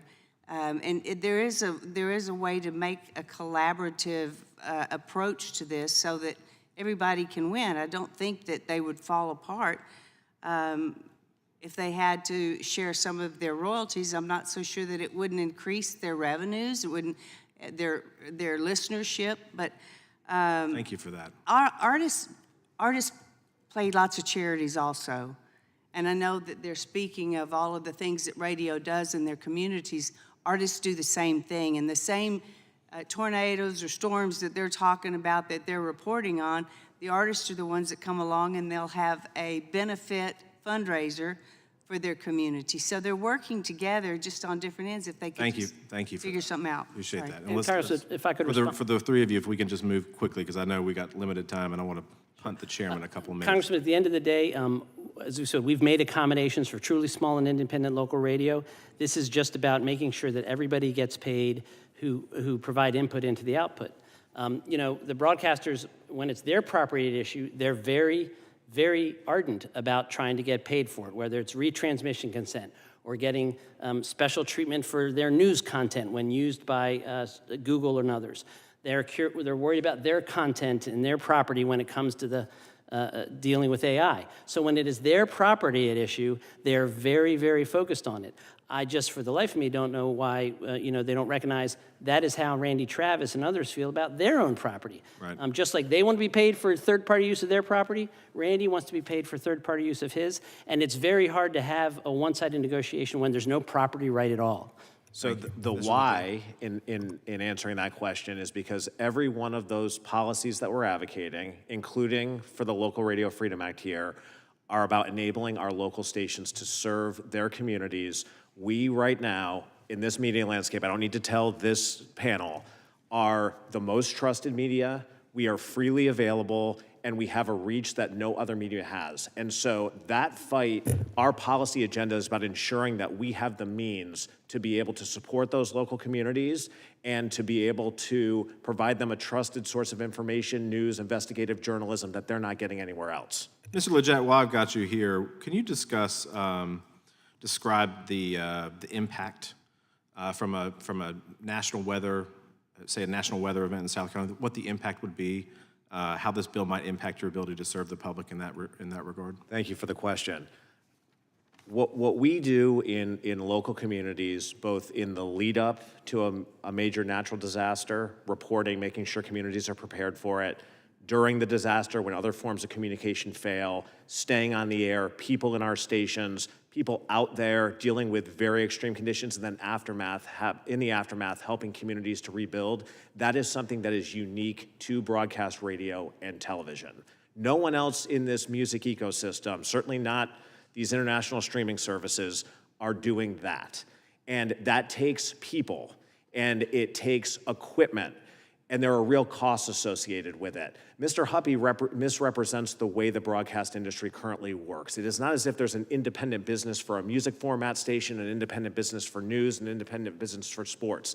These most often are clusters, all of which a cost to one means less service for all. So if the service that you're getting from a local radio station in a time of disaster is something that you believe stands out in communities all across the country, I believe it does. Let me ask you this, and I've got like... This will undermine it. A little bit of time left, Mr. Chairman, if I can have. How do you respond then, and just curious, and again, I'm still kind of formulating this issue, but how do you respond to other countries not doing it the way that we do it? Like that out of the democratic countries in the world, that we're the only one that do it this way. I mean, why should we not adopt a different model? Just curious, like your thoughts on that. Those other democratic countries don't have a commercial, locally focused broadcast system that rivals what the US has in local communities. They have nationalized syndicated broadcast radio, or they have government-funded broadcast radio. That's the comparison we are making here. So the resources that it takes to enable a freely available, locally focused model are significant. Public policy in the United States has recognized that, both in the Communications Act and the copyright laws. This is not a loophole. It is a well-considered, thought-out exemption to say terrestrial radio is different than these streaming services. And I think it's also important to state, because sometimes it gets taken for granted, when we are saying no pay, broadcasters, we are paying the songwriters when we are airing these songs. We are paying significant royalties, hundreds of millions of dollars to ASCAP, BMI, and the like. We are also paying, when we do the public performance that is more like our streaming competitors, we pay the same way that they do. We paid $70 million as an industry to Sound Exchange last year when we're streaming, but terrestrial radio is different. Thank you for that, Mr. Chairman. I yield, but before I do that, I would also encourage the boxing gloves in the conference room. Thank you. And with that, the chair recognizes himself. This has been a good hearing. Yes, it has been a repeat of some things we've seen in the past. But let me kind of close and try to create a little different environment closing. And Randy, Mary, thank you for everything you've done that's made this special. And I do want to continue seeing a lot more of yours and others' AI creations. And you're going to see on the copyright side a real effort, much more bipartisan even than today, to support and make that happen. And that's where the broadcasters are actually in sync with your efforts and desires. But let me just go through a little bit of the behind the scenes as I see it, because I want to be accurate. And I'm going to go to Mr. Hurrell. You represent the business here. You know that NAB has been negotiating on your behalf, right? And is it fair to say that you and your stations would be willing to pay something to get this problem to go away? Mr. Chairman, I would not say that. I would say that I would go back to the fact to recognize what we already pay. Okay, so I'm going to take you at exactly what you just said. So, Mr. Leggett, you've been saying you've been negotiating in good faith. Is it true that you have never made an offer to the performers that gave them a net increase in their revenue, sans some sort of hypothetical growth? In other words, in all cases, you've wanted to negotiate what they already have going down in return for getting off of zero on terrestrial broadcast. Is that fair? No, it's not fair, because I take them at their word, although it remains unsubstantiated, that they believe that there are $300 million in international royalties. No, but I'm not going to deal with what's going to come out of somebody's pocket. I just came back from Europe. There's a high chance that the Europeans would look at anything we do and reciprocate, meaning if it's not in good faith increasing, they would find reasons to delay or not pay. So, but plus on top of that, that's not your pocket of money. That's a separate batch of money for their creation outside the U.S. We're dealing with the U.S. copyrights and your U.S. use. If you had Canadian stations, you'd be paying in Canada. If you had Mexican stations, you'd be paying in Mexico. And I've been to both those countries. They are substantially more similar than NAB would imply.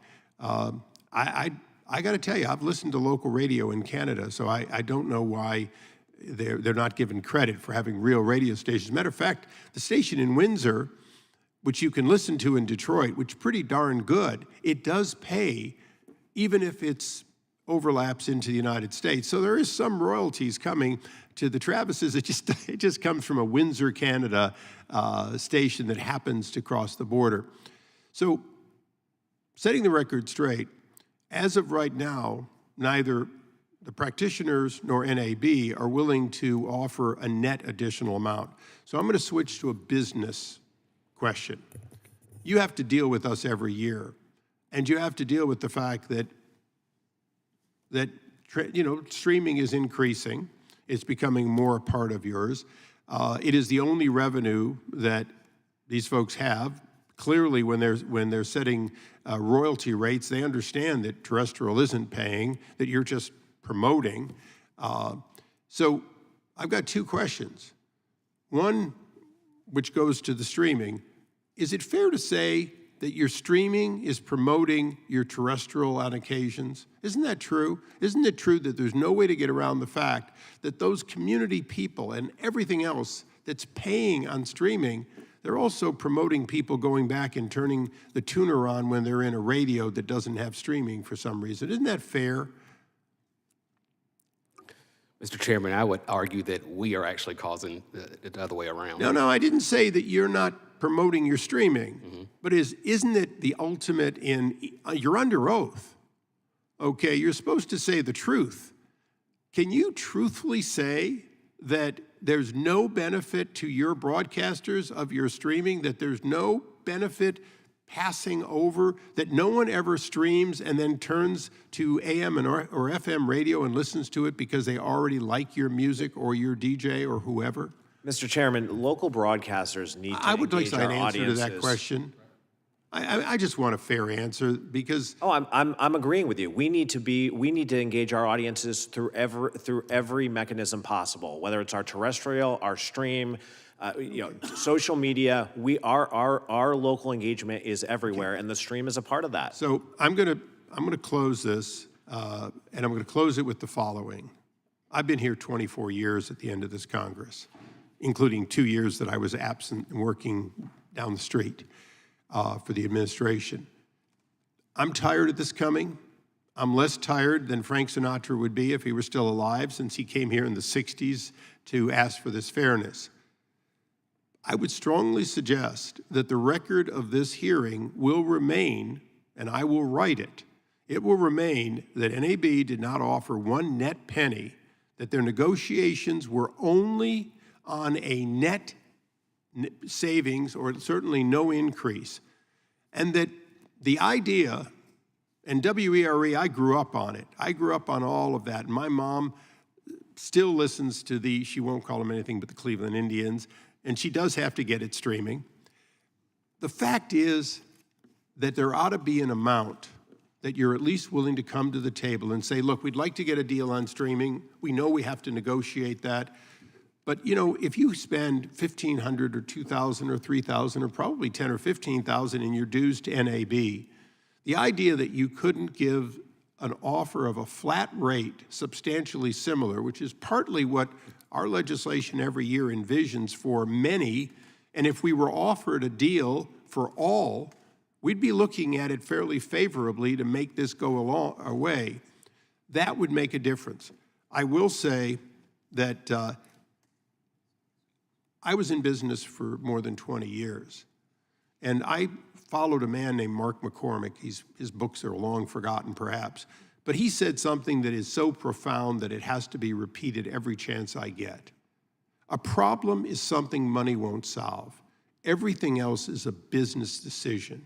And I would tell you that if the recording artist began today aggressively encouraging people to only listen to your streaming, to only go to places in which they were being treated fairly, if they went on with a national program to out you for not being willing to pay one penny, you might find that it costs your business far more than a modest concession or a transition that might go decades. I will tell you that at least this chair and the ranking member of the full committee, we stand ready to negotiate fairly small amounts to change a principle to get this behind us. And if you don't take that, then quite frankly, you have to live with the consequences. Now, Mr. Kiley has showed up, and he is a good friend and fellow Californian, so he's going to take the gavel, and he's going to close this as the chairman, because I never gavel out one of my members. So, Kevin, come on up here. You're now the chairman. Thank you very much, Mary and Randy. It has been the pleasure of a lifetime. Thank you. Thank you so much.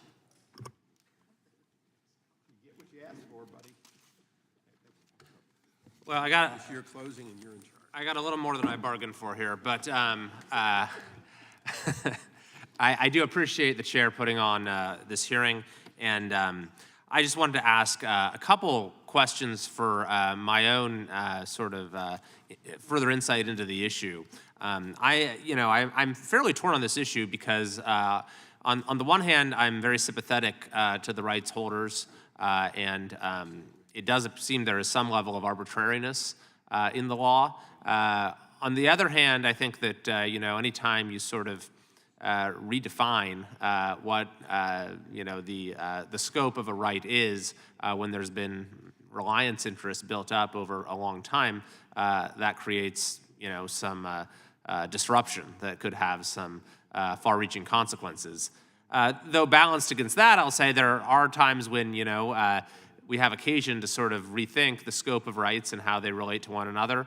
And perhaps with the way the world is changing right now, when it comes to AI and other technologies, maybe this is such a time. So I just invite, well, first of all, I'd like to, Mr. Harrell, if you might give me just sort of a better understanding, and I'm sure this was covered to some extent earlier in the hearing, of what exactly the financial impact and the impact on the viability of local radio across the country might be if some of the proposed changes were made. I think that local radio is sort of a unique public good that serves many purposes, so that's of concern to me. But then I'd invite anyone else on the panel to comment on any of the other considerations that I've raised to the extent they haven't been covered in the hearing. So, Congressman, thank you. Any new performance royalty on top of what we already pay will cause us to cut local staff, which will decrease our efforts around community service and diminish the safety net that we provide in the communities that we serve. I had the unique opportunity prior to coming to Radio 1 to serve as the CEO of the Columbus Urban League. And we have many community services that we provide as a nonprofit organization. And I benefited, and our community benefited firsthand because of our relationship with Radio 1 and the local broadcasters to support the things that we wanted to do, whether it was gun buybacks, or health fairs, or job fairs. So I know firsthand the impact of radio, local radio, because of my experience as a nonprofit CEO. So those are the things we continue to do today, and any performance royalty or any other fee on top of what the millions that we already pay will diminish our capacity to provide these services in communities around the country. Mr. Chairman, the legal copyright regime that governs terrestrial radio, to address one of your questions, is not arbitrary. In the 1990s, as Congress was grappling with the copyright laws that ought to govern public performance on what were then new emerging streaming services, Congress took the step of establishing a unique performance right in the sound recording for streaming and satellite services, effectively over the course of several years.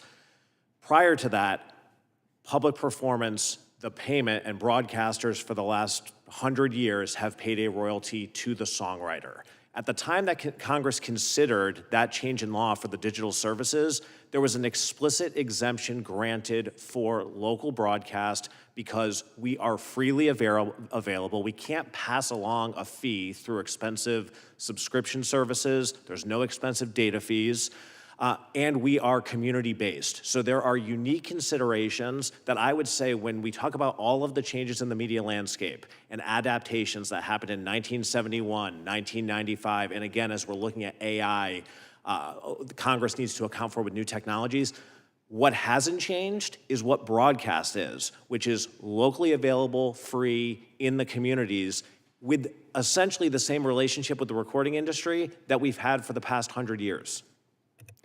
Mr. Chairman, if I may respond to that, we keep hearing that this is how it's been for 100 years, 100 years, 100 years. I think it's fair to say that just because there's been inequity for 100 years is not a reason to keep it moving forward. This has been something that the recording industry has fought for decades. And I salute radio for all that they do in terms of broad community relationships and localism and what they do in their charitable works. But at the end of the day, it's a $15 billion industry that is paying nothing to the artists that make their input. A lot has changed in those 100 years. A lot has changed in the 30 years that Mr. Leggett just referenced. What's different today? I'll tell you one thing that's different is streaming didn't make up 85% of the recorded music revenue. It makes up 85% today. That is a huge difference. Number two, you didn't have 20, 30, 40 other streaming platforms that all have to pay, competitors of the broadcasters. That was not true 40 years ago. That is true now. And you didn't have AI, where, once again, the broadcasters are looking to protect their content, and we share the need to protect all creators from abusive use by AI. But that is something that did not did not exist 30 years ago. And while we support, and everyone in this room who is seeking to address the problems with AI and all of the bills that address that, to move forward on that and not fix what is a 100-year-old stealing of the music, it just seems that Congress needs to take care of that as well as the other AI problems. All right. Thank you very much. That concludes today's hearing. I'm sorry, Mrs. Travis, did you have? Sorry, I was just going to add to that, and it's never too late to do the right thing, I think is something we all believe in. And where they're talking about when they negotiated, they paid writers. Why do they pay writers and not the artist? I just am having a hard time trying to decipher why it's okay to pay one party, but not the singer, not the one that puts it on the radio, because if he didn't sing it, then the writer's work stays in a drawer somewhere. Well, thank you very much. That concludes today's hearing. On behalf of Chairman Issa, I'd like to thank all our witnesses for appearing before the committee today. Without objection, all members will have 5 legislative days to submit additional written questions for the witnesses or additional materials for the record. Without objection, the hearing is adjourned. Thank you, Mr. Chairman. Thank you.